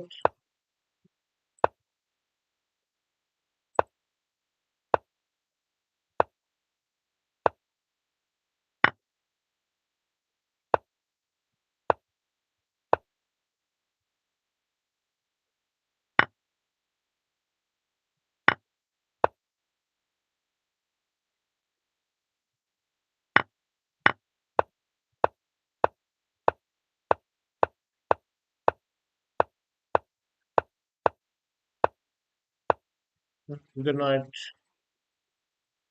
Not trapped because it can go to f4, but f4 is the only square it can go to, so the exchange is forced. Yeah, f4 is the only square it can go to, in which case the exchange is forced. And yeah, this will not be defensible. Um, if he's 1926, he will still find ways to convert this because if you when this is put under pressure, yes, it is a very nice deep freezing pawn. It's stopping this from moving. But whenever this is put under pressure, how will you defend it? If you defend it with the bishop, then all right. Then at that point, you're not defending here, and then maybe you can even try to get the king all the way here and do go with b4 so that he can take it. And once that is gone, he can even then because there's 2 versus 3 on the queen side, he can also just simply exchange. Like he can go like right now, rooks here and take your bishop, and that's a winning pawn in game. Even though you have nice deep freeze here, but he will break it by putting his king there and then going pushing the pawn anyways. So that should still be a winning pawn ending if he just goes like rook d6 and takes your bishop. All right, the next game. Yeah, the quality of this one was bad, but those were not characteristic mistake of your play. Those were just misses. But yeah, the instructive part, I guess, was that bishop f8, right?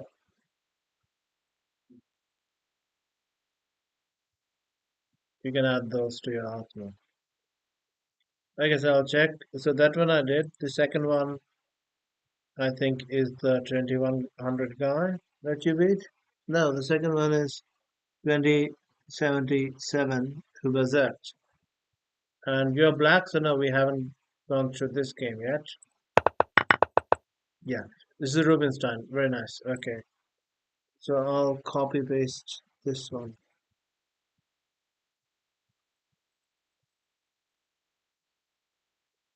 Okay,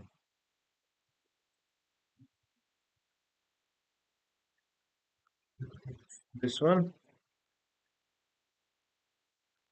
That's us. Browser. Okay, URL. Space. Okay, browser comes down. Browser gets enlarged and interact. Okay, so this guy is 2077 and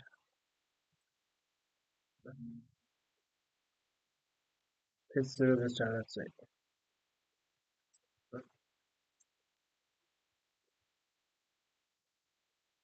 I may have sent the wrong one because I sent two games and one win, two losses and one win. Can you tell me the username of this guy? Username, okay, let me check the username. His rating was 2077 with a question mark, was it? No, it's not. There's no question mark. His username is SMK and 30. It's a 10 plus 0. It's from the same tournament, the Arena Rapid you played. Okay, let's go through the game nevertheless. It's a Rubinstein. Rubinstein Finch, 97, all correct. 96, all correct. Okay, this is now the burn variation. It's not necessary to get this from the Rubinstein. It can actually you can get it from other move orders. Uh, it has slightly different characteristics than the Rubinstein structures. Okay, let's see. See if I, well, not really because structure is kind of the same. But yeah, this this all these ideas are there. Okay. So now you have two bishops, but you are lagging behind in development. C5 you do not have because after pawn takes the bishop is pinned, so you cannot take the knight. Um, take the knight. Okay, good. Mm, like you can always take him. Like it's not. He's not running away. Like you, the bishop, as it usually is the case, the bishop is the decider of whenever I want, I'll take the knight. You know, the bishop is the decider of that, right? The knight is not. And that's usually how is it in these two's relationship. If the bishop is in the bishop's hand, I can take the knight whenever. So when you see that, okay, that knight is participating in a potentially threatening combination or a tactical idea or the attack, okay, then you take it on. But okay, let's get rid of the knight first. But there's no hurry. There's no rush. Because the reason is it's just more flexible. For example, let's say you go somewhere with a knight and your bishop suddenly gets to pin a queen or a rook here, right? If you go, for example, something just to show randomly, like let's say he goes here and just to show you one idea, for example, and then he tries to go here to attack your bishop, then typically wins the queen. So it's just more flexible. It gives them more. It gives you more options. This one he played with 97% accuracy. Yeah, so far it's just normal opening stuff. He's doing right. He's doing. He has the lead in development. He had. Uh, Now you're slowly catching up. You still are behind. You still have to connect your rooks, move your queen, and it's an opposite side castle's game, so you will have to do something effective there too. 27. Okay, now you have to worry because you will be forced to play g6 and h for h5 will come then. So this is problematic. King g7.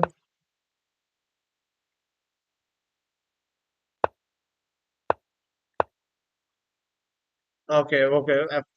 But no, no, no. You actually cannot even pin his queen because if you try to pin it and exchange it, he still has f4, and this you cannot take. You just cannot. Once the rook comes here, this will be game over. So this white has already created a lot of play. King g7. Okay, okay, this is very committal because now that's wide open.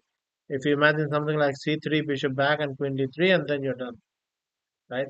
Your king needs to be g7, h-sap, so that this rook can come in, and the king is a little bit more helping out here with the defense. f4, h6, h6, takes, queen takes. Oh no, you can take with the queen. Now it is indeed forcing, forcing the exchange. You cannot take this. Allowing queens in this, yeah, allowing the queens to be there, not good. You didn't have it here. Otherwise, that is exactly what you want to do. But you didn't have it here because of f4, right? So when he played this goes like king d7. So if you want to take, be my guest, and that's very massively relieving your pressure. That's not ideal. It's not an ideal end game. Of course, white would still be better. Black is still not completely out of the woods, but that massively relieves your pressure, right?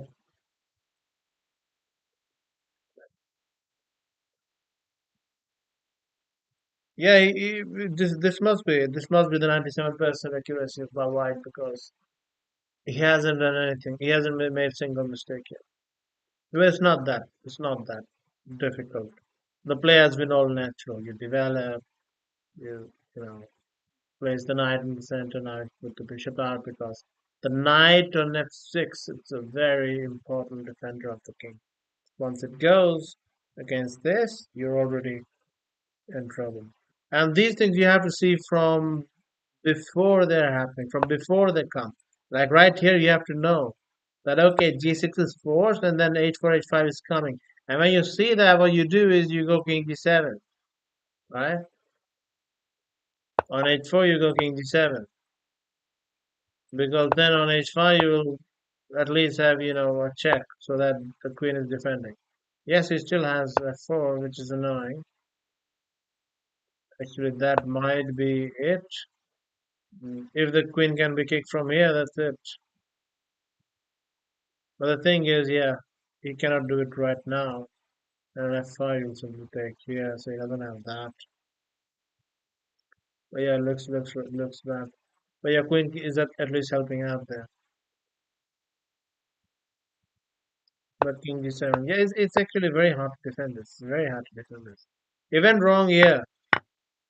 It went wrong here. Yeah, this I didn't like. It was too quick.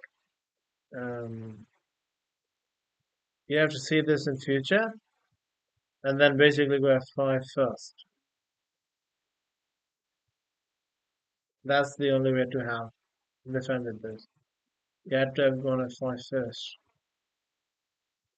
And if by chance he goes like queen f4 or anything, then you just well in this case queen f4 he would lose the knight, but then queen e3 or something. Thing is with queen e3 or something it should have f4. You didn't have that. But yeah. And by the way, to show you why black is having these problems, why it was a one-sided game, black never had any play, is because the pawn is still on c7. So with the c7, let's say included and d4 gone and the queen on let's say a5 or somewhere, right? Then you also would be, asking a few questions of yourself, right?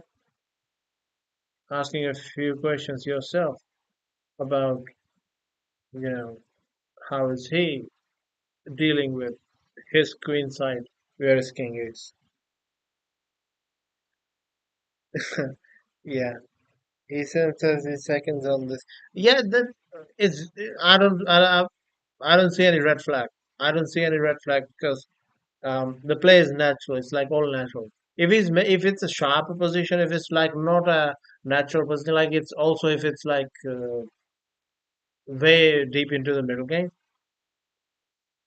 then if they pull the stuff that is complicated, that requires calculation, that requires concrete calculation, where it is double edged. Like if the calculation is wrong, that they can get in trouble. So in those cases, when they play fast and they're playing correctly, that's an automatically given, uh, that they are in fact to be blocked and reported. Okay, I think. Ha, did we do all three games? I'm not sure.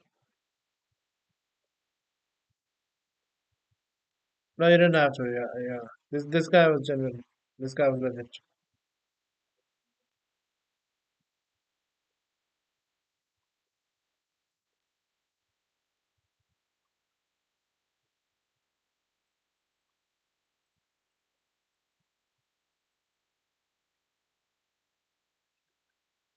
I think I've done all three of yours.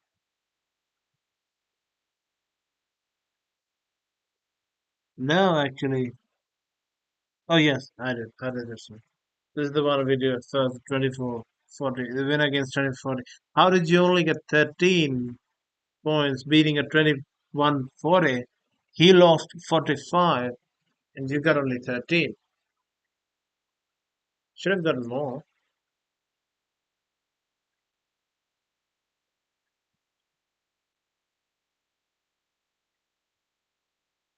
Yeah, I should have gotten more.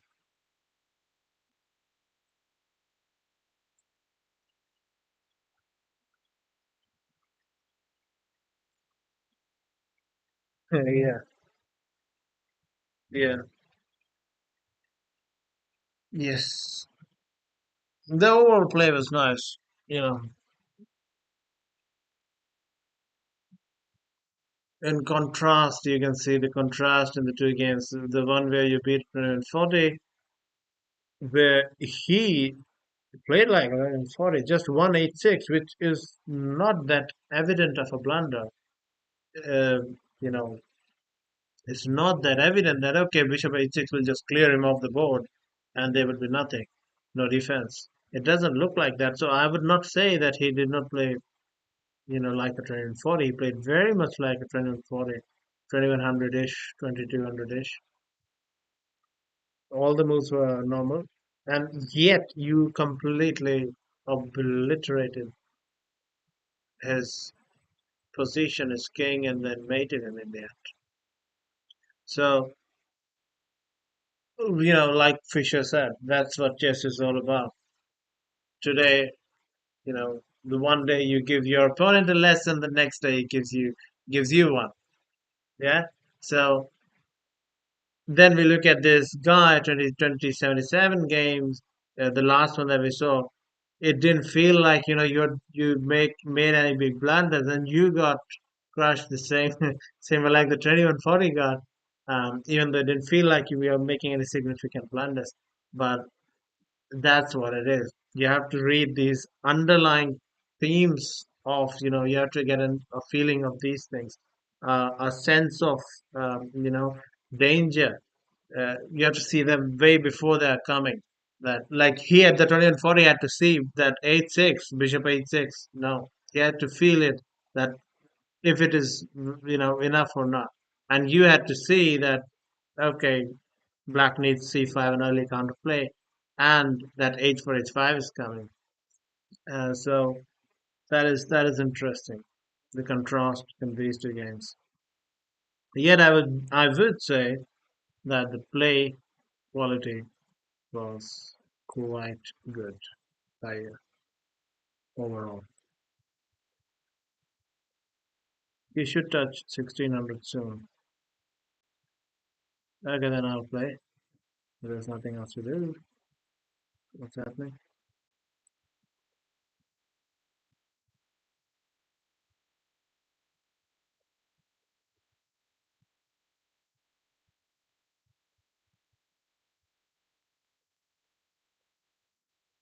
This isn't recorded. I should have.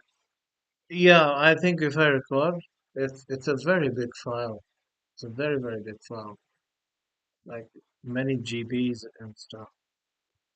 So I don't, I didn't feel a need to record this. And by the way, I'm also streaming on YouTube. The same stream is going on YouTube. And the good thing is about that is the only reason I do that. I don't even check anything about YouTube. If anybody's writing there or chatting there, I don't check YouTube. But the reason is that these things actually get saved in the YouTube automatically, and they're not using my storage. YouTube is using its own servers, own clouds to store. 1957, Tim Timmy from Chile joined 3 years ago. 1198 bullet. All right, we will have to play. Have to trust. Let's play the Jababa. Okay, the G6 system. Against the G6, I would go a very quick H4. And if allowed, then I'll sack my rook for his knight. But he didn't allow it, which is a way to play. I mean, I can do this thing here, force his knight here, and I've included h4.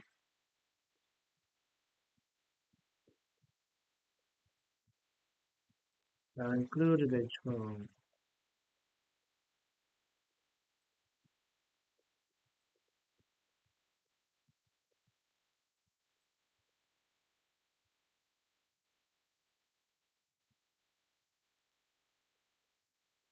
very, very stretched between should I play with the knight b5 idea and those kind of positions, or should I just go queen there and castle? If I take you, play queen e5. Can I go knight b5 and then take? Yeah, I guess.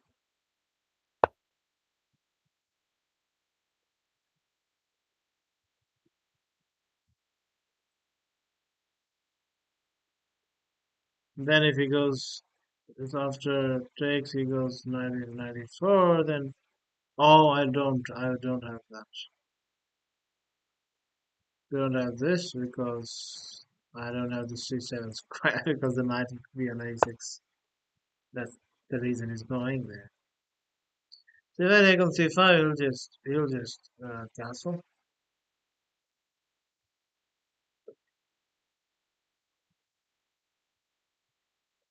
Started too late the stream. Uh, I'm very. My opponent proposed take, but there's nothing else. Well, why are you asking a take back? You think this is hanging? You think this is check? No, the bishop is defending it. Oh, he proposes another take back. How do you want to do? Oh, okay. So he's saying that he wants to go there. All right. That's hilarious. You don't want to not be fun. All right. So we'll put just a very normal game. I'll castle even kingside. H4 in which case is not optimal. We can do that, or I can, just try to make it more entertaining. I will actually, I might actually still do this. I don't have, I don't have this takes knight here and e6, which would be a thing if this bishop was not looking at it. Because then if the pawn is forced to take, then that is lovely. But I won't have that. So if I take this, then after this, he's just collecting it back. So this is yeah. I have to take the bishop.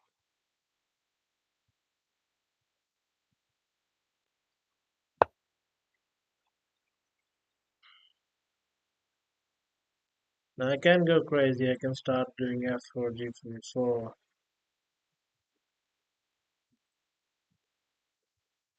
in this position, just to make it entertaining, and also because I do not want to accept equality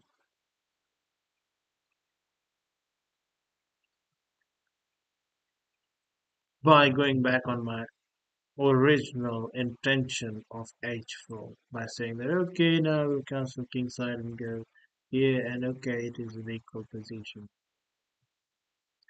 I also have to worry about b2 in case of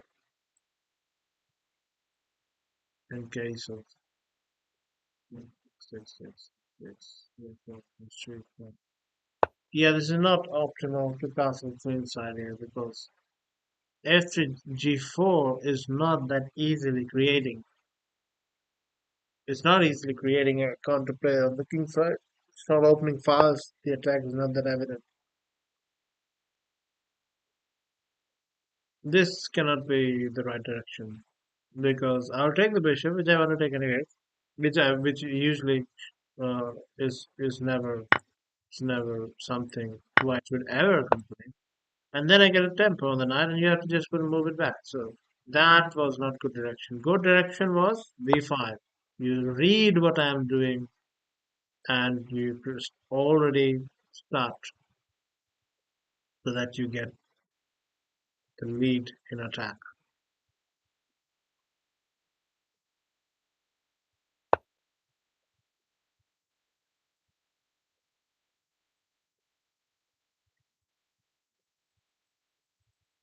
I should have gone e4 maybe.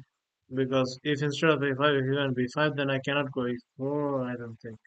I can, but then I have to worry about this. And if it takes, then what do I take, and etc. But right now I can go here. However, am I going to take with the knight? Is queen d4 possible there?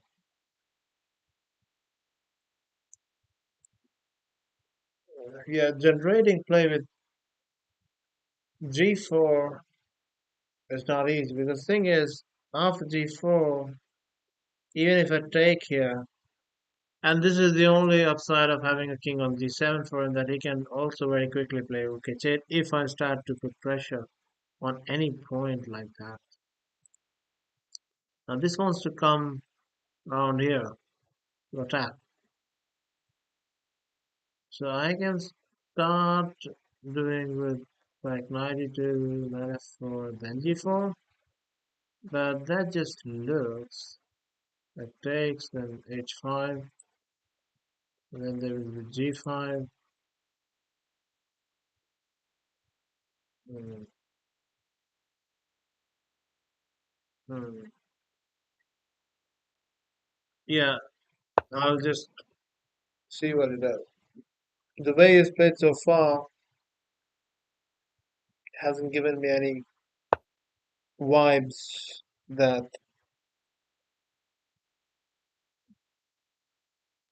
I shouldn't be trying tricks, playing for tricks with him. He has not given me a reason to think that with his play so far.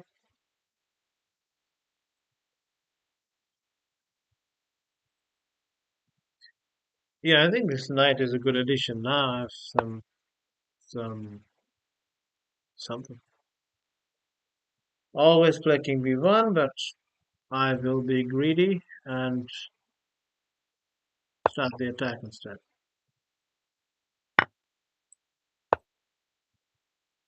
Now, if g5, I was thinking, do I have this? Takes, pawn takes. No, I don't, because it's not even close to mating net or anything. Not even close to mating net. I do have h6 check. It's pretty much, but I don't want to give the h6, take the h6 square either. But I guess beggars can be choosers.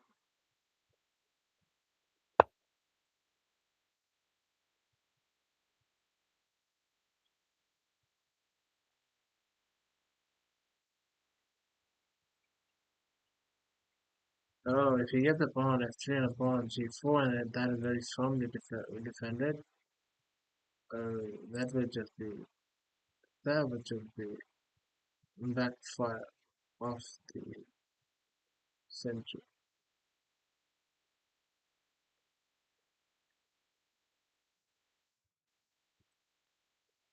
Okay, well I'll at least attack this one. Oh, that's why he didn't take here. Alright. Takes, g4, takes, g6, takes.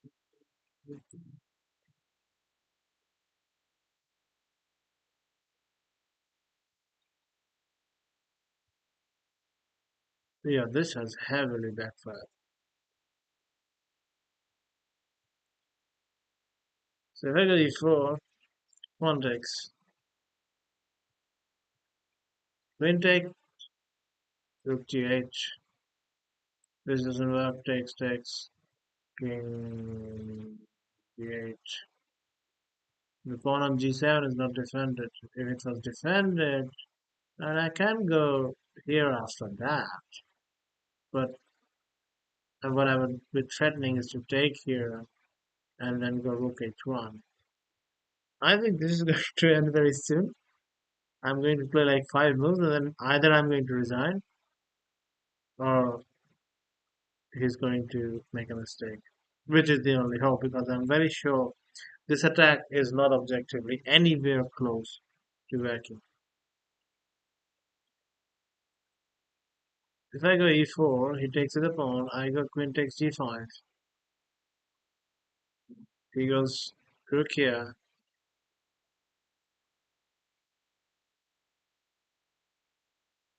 Takes much is force, and he will go most probably here.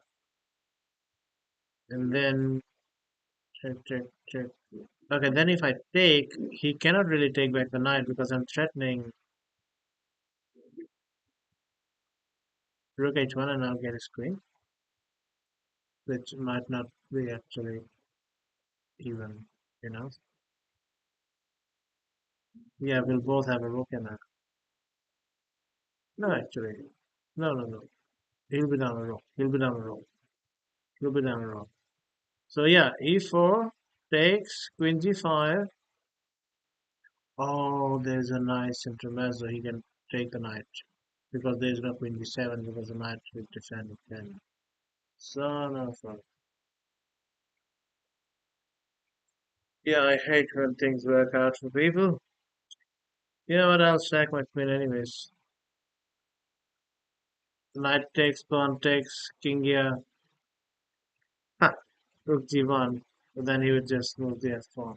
Because then the f1 can be pushed. There's no pawn, nothing on f6. And then I'm sacking too much, so I won't recover enough. Even if I go here, king f7, I will take the rook, make a queen. He takes, I take. That's just even pieces, but he's going to have extra pawns. That's also lost. I'll go for it anyways. And by the way, if knight takes, which I think is better for him, better idea for him. So takes, rook to 8. Takes, check. I have also not looked at h7, but I don't need to look at h7 because in h7 I'll take, and then if he takes, well, first he will take, and then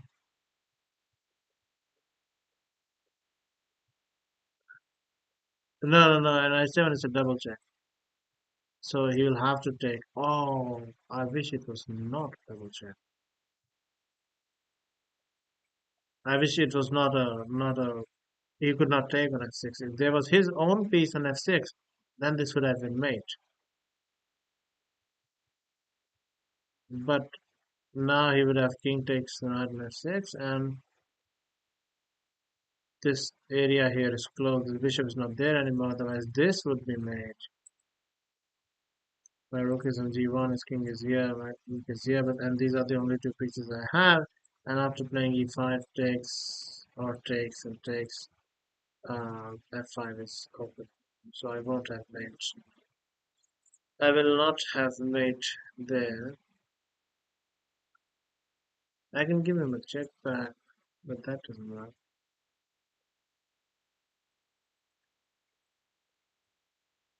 Oh, but I think yeah, that like I said, I'll play like about 5 more moves, and then I'll resign immediately, which is most likely to happen if he plays correctly, or he might make a mistake. There's only trickery here, only playing for tricks. Objectively, there was never good enough reasoning to do all that.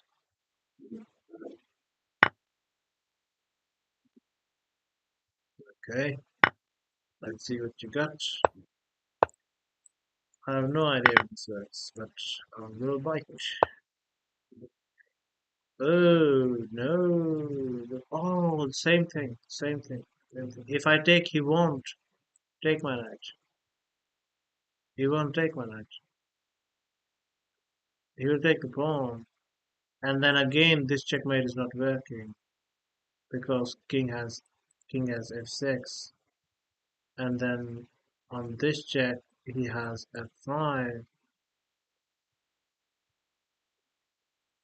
On another check he can go and start going back here. And if I wait one move, then even a queen f8 will. So my question is,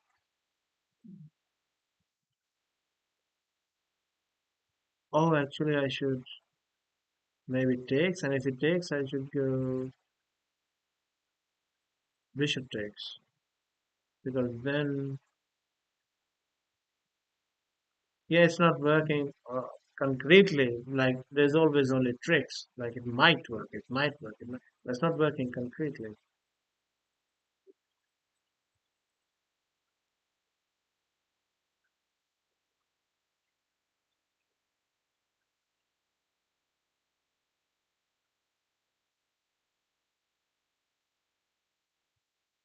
I can also play Rook G1 first. What does he have? Yeah, actually, I'll do that. Oh, he has F. He take the knight and then F pushes the F pawn. He also has a lot of time to think about all that. Oh yeah, should have just done that. Should have just done that. Should have just done the other thing. Should have just taken the that had much higher chance for success.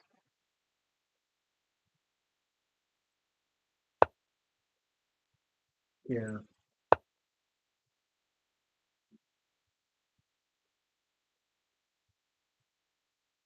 that had a much higher chance of success. There's never any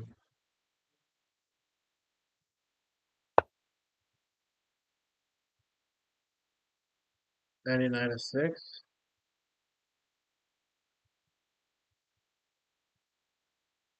No, that queen is also most of the obviously.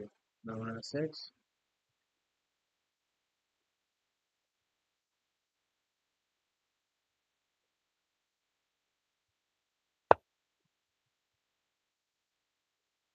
No, I'm making random moves.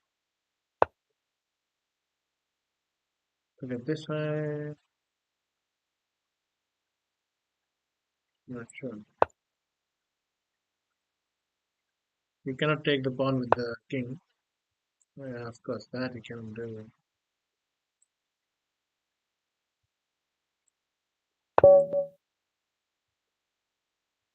Yeah, this was quite frustrating because I was starting to get actually quite, it was starting to look very promising that it has to be played very carefully. So here, if I take this takes, there's a lot of things to be done here. It can be, it could have become a very beautiful combination. The only problem is the f5 square if I check here. He goes here. The problem is the f5 square, and I don't have the net here. If the f5 square was like, if my bishop was, if this pawn was not an e4, this is mate. And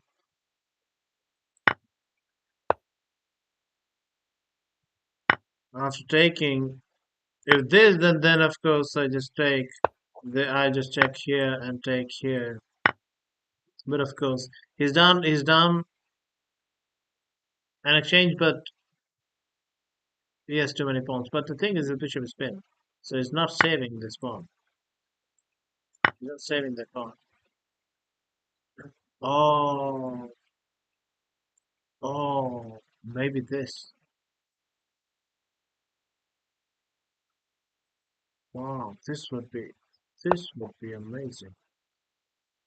Takes, and there's no way to stop the promotion if I do this.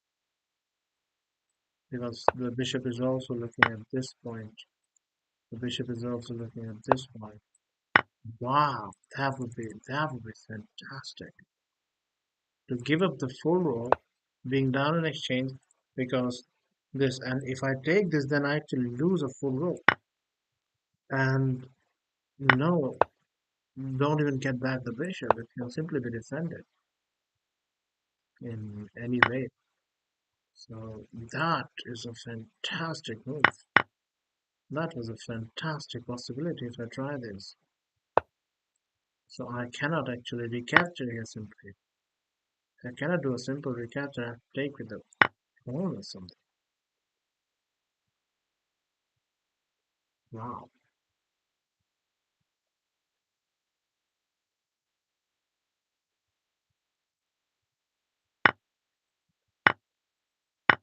Let's also confirm with the Indian to make sure I'm not. Yeah, -5. Yeah, amazing. It is +2 otherwise. That is what an amazing resource. To give up a full row and then you just cannot stop promotion. That is fantastic. Okay, I'll not look at these in other eyes for other stuff. Yeah, so because of when the time was about to end, so I did not check if after rook g1 there are ways to block the g file, because I'm very okay with knight takes after rook g1, because then this is coming. Um, and what I saw is after rook g1 knight takes this takes. There is no bishop g4 in those lines. However, unfortunately, in this line there was, and he also did this with the knight, so that I don't have knight takes f6. So even if I go to f6 and he's forced to take on g7, he's not giving up a piece in those cases. So yeah, it could have turned out to be it could have turned out to be quite an entertaining game. But then at the last moment, I played rook g1 instead of just taking the knight.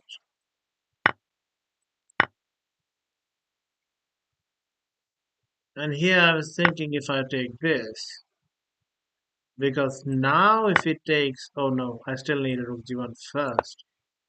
And now this is made, but like something like this is, it's too easy to defend against. So it's not really, it only works if he completely misses it.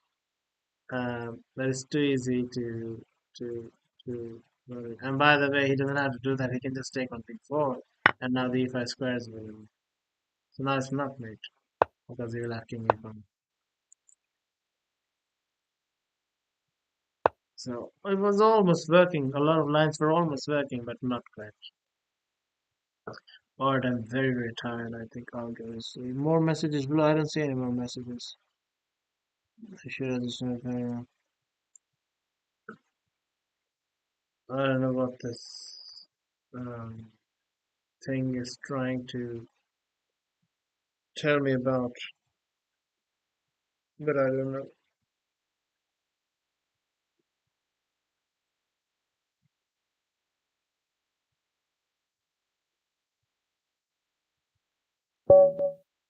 I'm extremely tired now.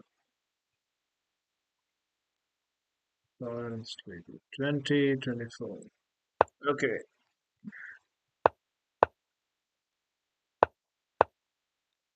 He's a French player. I should have played e4 and played the course that I made. Alright. Wanna go knight c6? Let's go knight c6.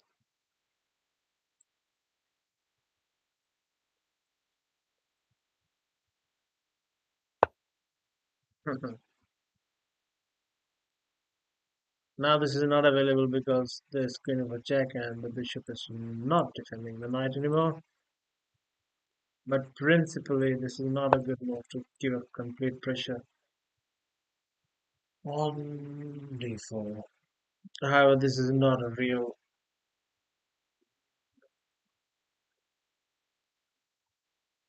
advanced French type of structure, so it's not that big a deal. In fact, you can now create play with bishop b4, etc.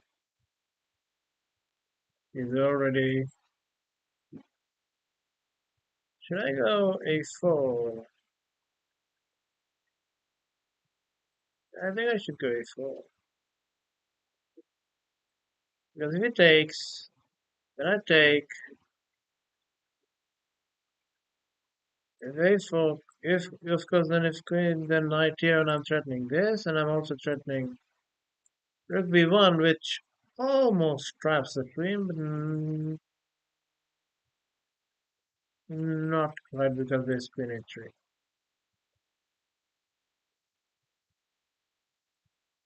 Yeah, rook b1, queen a2, knight back, queen a3, and it gets out. a4, queen b2, knight b5, knight a6. Rook b1, queen a2, knight back, queen a3. Hits the knight also. Walking.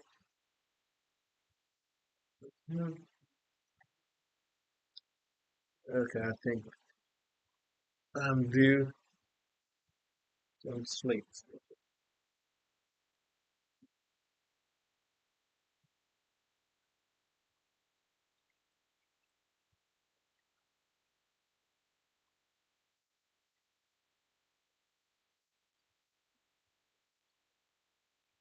I can actually go queen d2, alarm to take, then rook b1, and the queen has to go to a3, and then I hit the queen and c7. Yeah, and again I'm playing only for tricks. This is like normally just like play queen c1 or play rook b1, but I want to play for tricks. I like playing for tricks. It's entertaining. Not something I would do over the board, and not something I advise any serious learner to try it too much of. But can of course try it a little bit once in a while to play tricky chess. Oh, nice. We have a sport. We have a sporting guy. Oh, no, but yeah, that doesn't matter because I'll go check. Even if you take here and you hit my rook, I'll go check. And then I won't take his rook. I will defend my rook. But I can defend my rook. You cannot defend your rook. Oh, I have to be careful about bishop b4 check though. Bishop b4 check. I don't have c3 because he will just take on c3. My queen is guarding my rook on b1, so it cannot go back to c3. Um,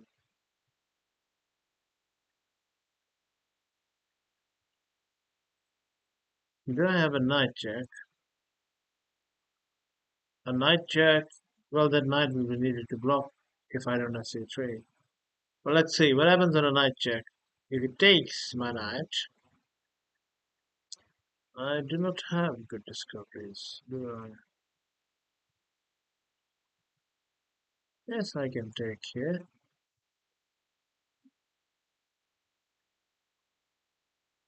and get a. No, I'm not getting full rook because I lose a knight already. Just defend my rook. I think it's better to defend my rook by playing it to c1, even though it looks horrible thing to do. But then I can play c3 on bishop b4, and then they won't be bishop b4 because my queen is still there. Yeah, but that I know line. I'd rather go here, and if he checks, then I'll go here, and eventually I'll take this.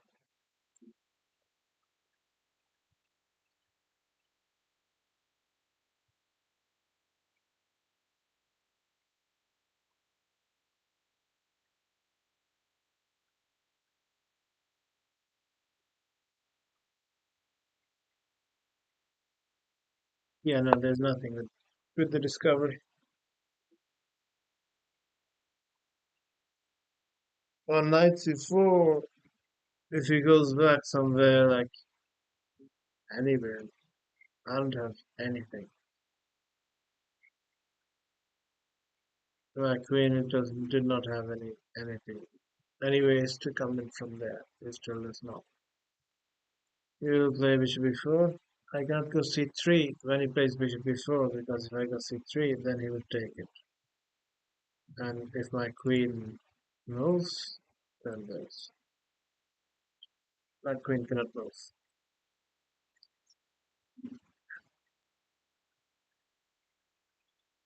Tricks are always fun. Yeah, they're fun, and I can do that because I'm not in training. But you are not encouraged to play for tricks. See, the thing is, you know, like that 95 move of your opponent, which is a hanging knight, but that bishop was defending your queen here. So it only works if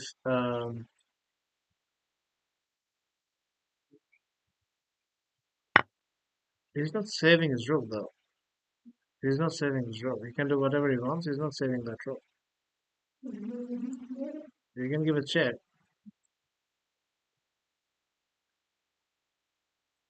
but he's not saving that rook. Yeah, see that position that when he played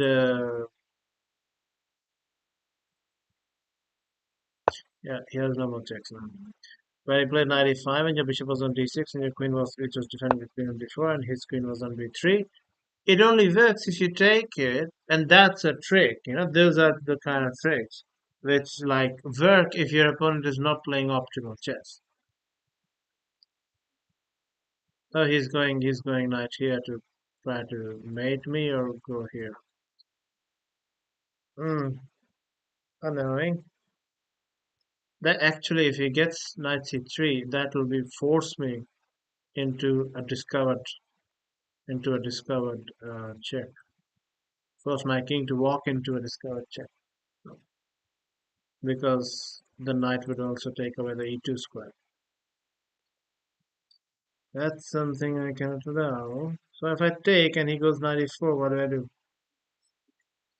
And I think it's about time I take the rook because he might soon get something.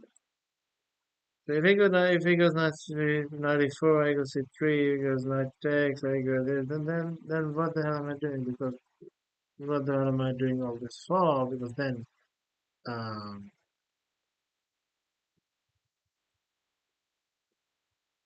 oh, this is what I can do. I can take the rook. He goes 94. I hit his queen. And if he gives a check first, then I'll go king e1, which is one square diagonally from the knight. So it can never be a double check, which means it will only be the check with the queen wherever the knight moves, but the bishop will be looking at the queen. So whatever check he gives, I will be able to take the queen.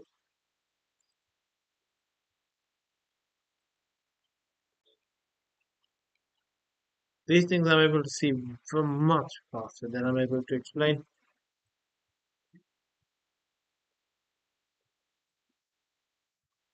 I also lose my focus when I explain.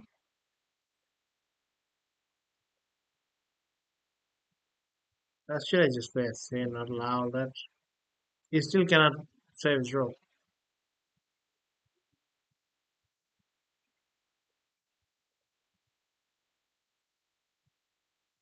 I think S3 is it's hard to try and explain. Yeah, I think F3 is a common sense move because when you see all of that is coming from 94, then why are you allowing 94? Common sense wise, F3 is the move because he's not able, he won't be able to save his rook. I mean, I'll get the rook by the way I'm 2 pawns down for the rook. So it's not that I'm doing that great myself. What did we decide?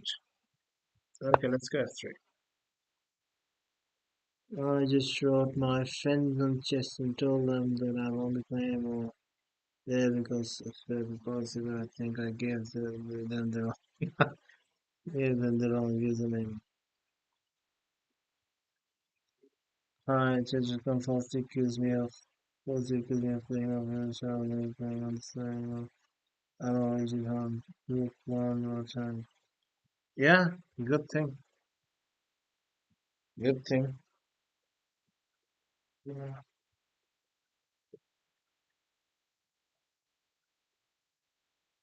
It is annoying when I can clearly see people who are cheating are still there in the game, whereas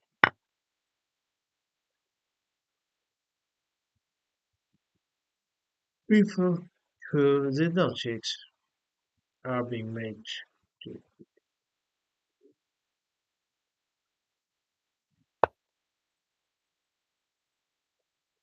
Again, he's just started to play all the All the good moves. Jack Cruz 48, Indonesia. Joined 3 years ago. Indonesia. Um, Question mark on the bullet rating, of course. That also 1700, 1866. It's,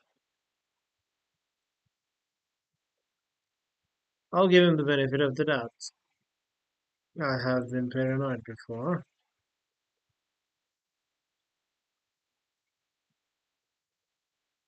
If I go here, he's going to 6. If I go there, he's going to... I can actually... I do want to save this bishop. Yeah.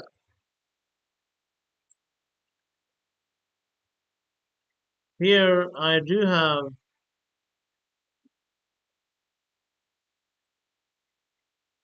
a chance of bringing it down. But I'm not... I won't be able to stay there anyway. If I go here, he goes here, and then forces. There's no bishop e8 anyways. Okay.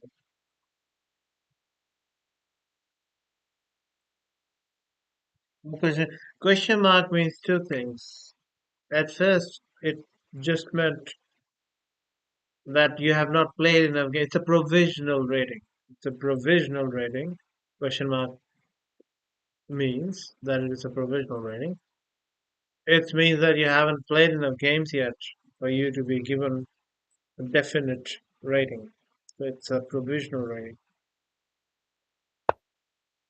Also, what happens? Okay, this guy. So he's doing everything with perfect timing. So he wanted to play knight before, but if he had played knight before, then this was coming, which was not there, by the way, just a move ago either. But suddenly it is there. And you know why it was not there? Because knight e4 was generating something. So it was, I decided against it, but it was brinking on whether it would work or not. And now I'm starting to think that was his best move, knight f6 there, instead of trying to worry about bishop e7. And then when I stop knight coming to e4, then he plays here, stopping anything coming from c7. And now this wants to go here, but again he needs to stop this first. So then he first goes here, and after I push there, now he's not going here, because then I would have bishop e1 easier. So he's playing like completely optimal chess now, like the best chess now. All of them, all of us. So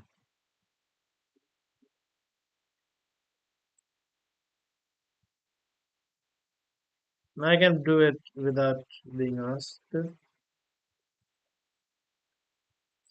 He doesn't have a check with his knight, so if I do this, I'm kind of forcing him to go here. And then I take the queens, and then he's happy playing the endgame because he has 2 pawns. Well, my knight will take one of your pawns.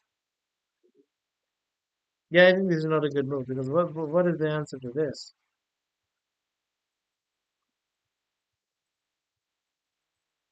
No. Queen counter-attacking my rook doesn't work because whenever I take this knight, I'm defending the rook. So counter-attacking the rook doesn't work. There's nothing. There's just nothing. So actually, no. Yes, I was indeed paranoid then. He's not picking. This is not a good move because there's no answer to this. Unless the endgame is good for him, it cannot be bad for him. 2 pawns for the piece and those are 2 nice pawns. It's not like the pawn quality is horrible. Or the pawns are not going to survive till the endgame. It's not like that. They're proper pawns. And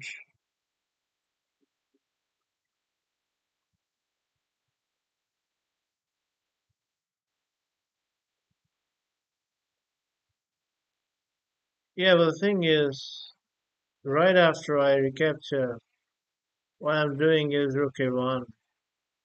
And then if you play b6, I'm at least getting one of the pawns back. And also, by the way, I'm about to go g4. After which I'll move it back and it'll be very close to bring the knight back on. For you to stop that, to attack my knight before that, you need to play b6 and move the bishop out so your bishop or your rook can attack the knight before g4 comes. So okay, now he'll stop me from doing exactly that. Oh, that was a question by him. But do you want to take here, and then I take here? Oh, I don't have any time. Hold on. You're losing your knight. You're losing your knight. Yeah, you're losing your knight. So you're gonna lose your queen, actually. I'm gonna play bishop c3 and okay, well, I'm gonna play this one. You're still gonna lose your queen. King is a piece. Holding c2. Letting the queen out. The king is a piece. The king is a piece.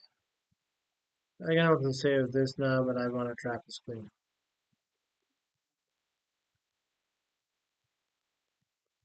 I would like to apologize for. Oh, he saw that. He saw that he needs to run with the queen before I trap it. But there was no running. That square was indirectly taken after your last move.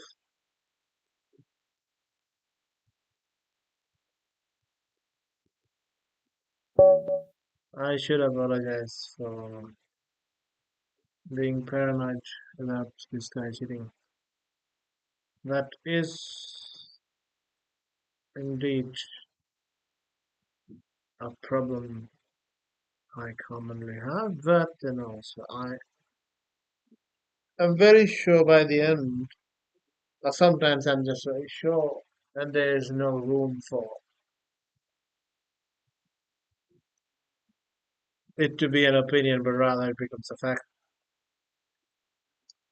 But this is not one of those cases, and I could tell, like I didn't have to look at him, and I could tell that okay, it's not bad. Yeah, I think I need to call it tonight. Night check, yes, night check would have been better. Would have been better where? What does the question mark on bullet mean? Yeah, so it means provisional, and also this now, if you haven't played for a very long time, a certain time control, then they would put a question mark on your rating. Like if I stop playing bullet today, and you look at my account 6 months later, so there would be a question mark in in front of my bullet rating. I think. Okay, I'll do a couple puzzles, and then I'll. Okay, so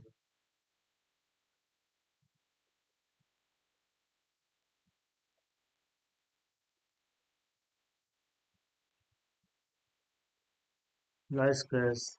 Looking a week. I can go here, then get rid of this guy. That doesn't look like a puzzle solution. It's very slow. Not slow, but like it doesn't look like a puzzle. But I would first do that, then I would put a bishop on it. So that looks like a plan rather than a tactical puzzle. That's my plan. I'm gonna put queen on g6, then try to play like bishop d4 and take the knight off. Rook a1. Let's look at the forcing moves. Rook a1.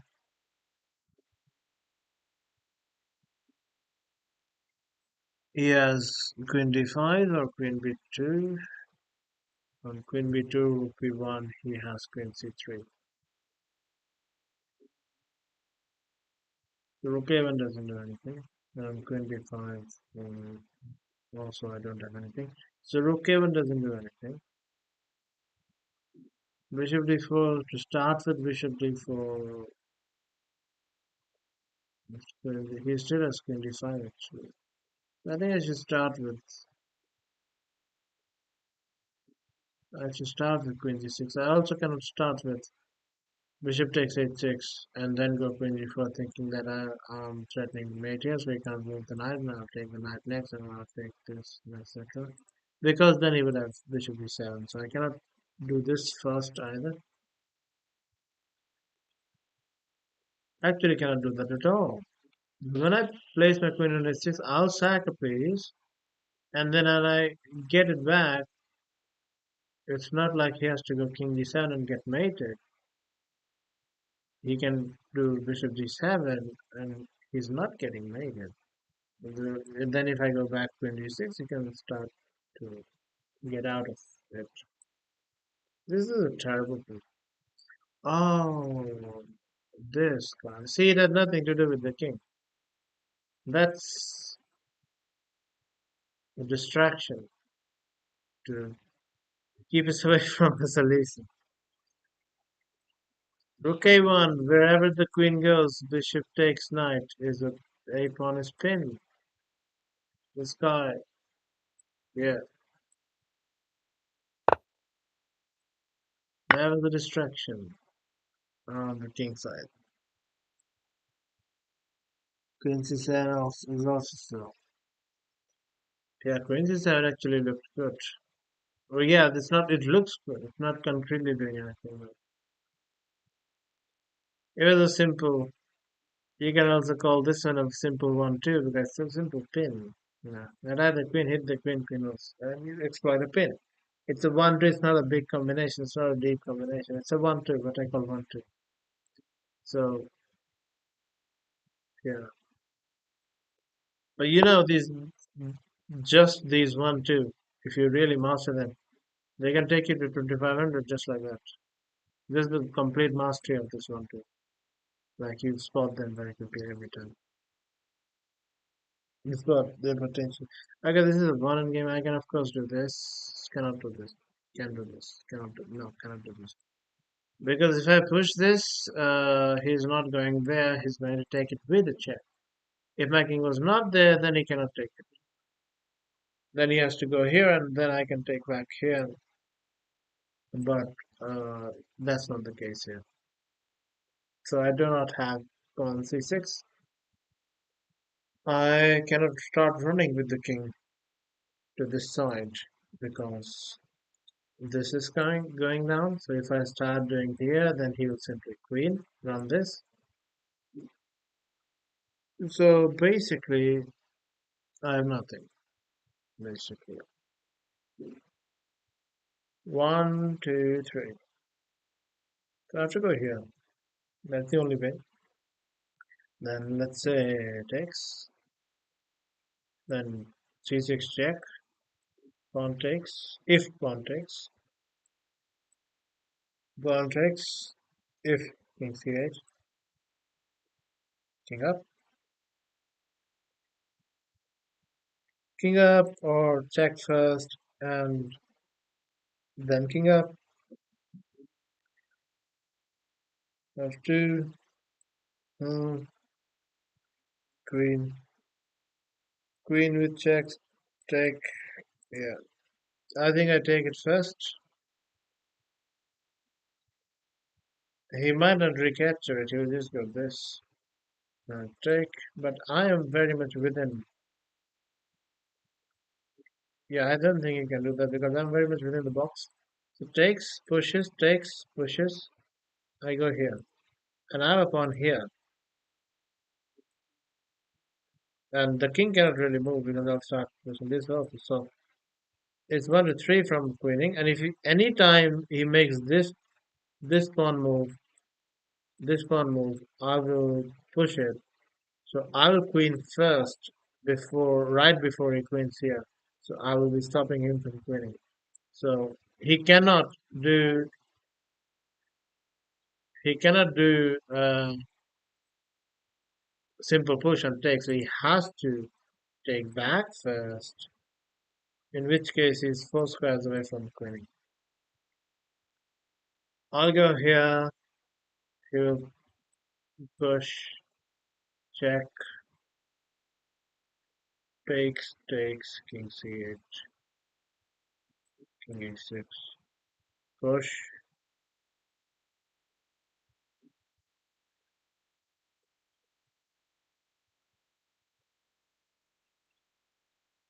Check.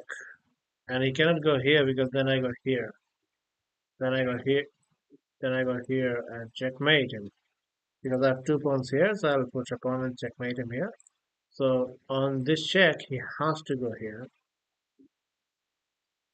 Where was he? Here. Pushes. I check. And then he's not going. So okay, that's good. That's good.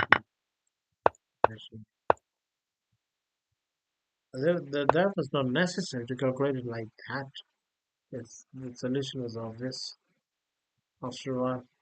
Okay, what do we have here?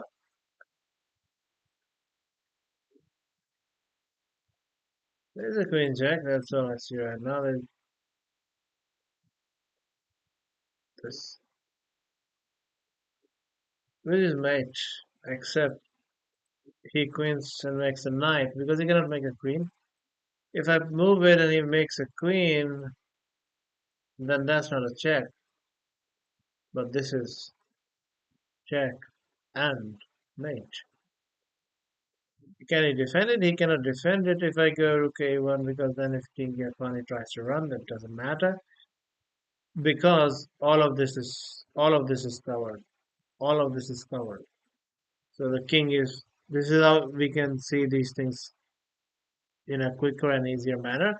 We see all of this is covered. That means queen on h1 and rook on h2 will be made. If he cannot block those checks, it will be made. And the way he has the rooks, these rooks cannot block the check, of course. Queen can come back here at most and it cannot block the check there either. Most importantly, there is no immediate check on the king, and after rook h1, everything, the whole mate we will do will obviously happen with the all the check. Now, so if the king starts strong, that will not help him because still these two will be mate because all of this is blocked, and the rook check on h2 cannot be blocked by anything. So rook h8, the only move is knight promotion. So he will promote with a knight, so it's a check. And then we have to think if he is where to move a king.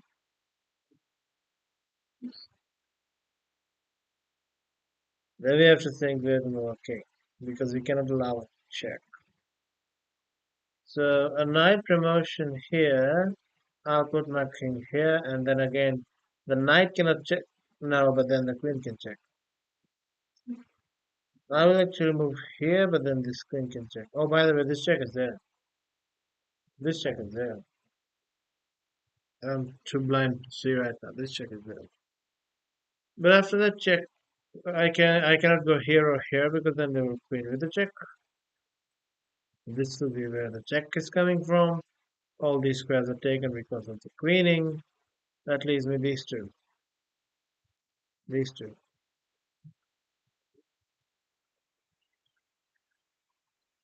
If a queen check is given, then king g6 is not available because this check comes.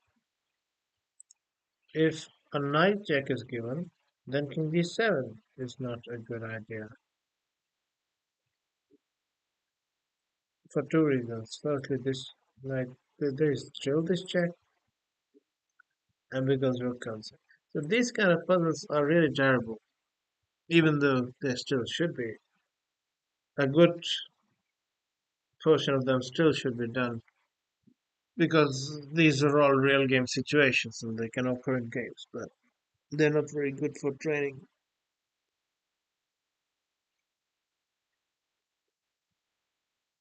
patterns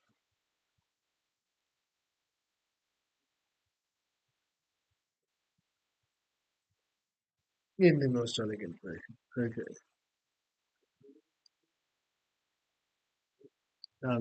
way to sleepy now.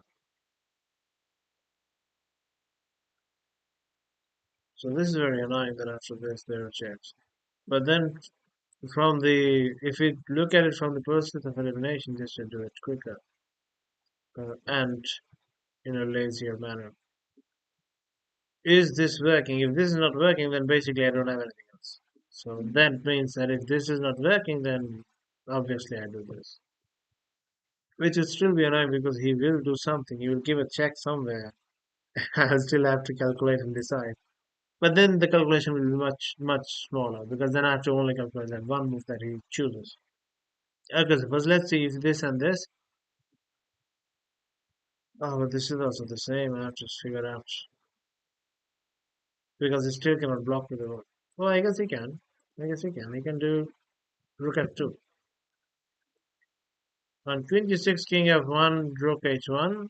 If let's say he this is not there, then he can still do rook f2 and check.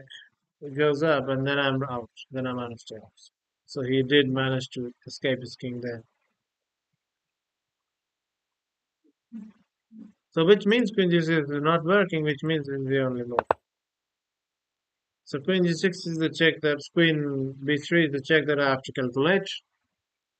And that saved me the process of elimination just by knowing that this is not working and nothing else is literally nothing else is there.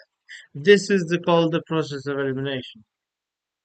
This is called process of elimination where I know that this is the right move because this is the only move. Whether it's working or not, you don't have to know. It won't change my decision.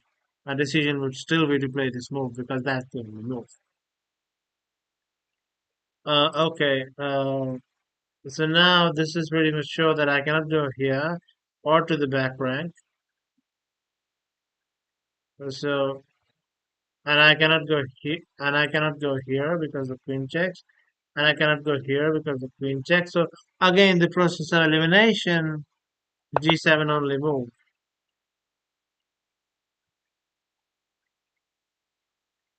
And now take with the rook, otherwise he makes a new queen without check. Okay, that was not a very pleasurable puzzle. Okay. I think I need to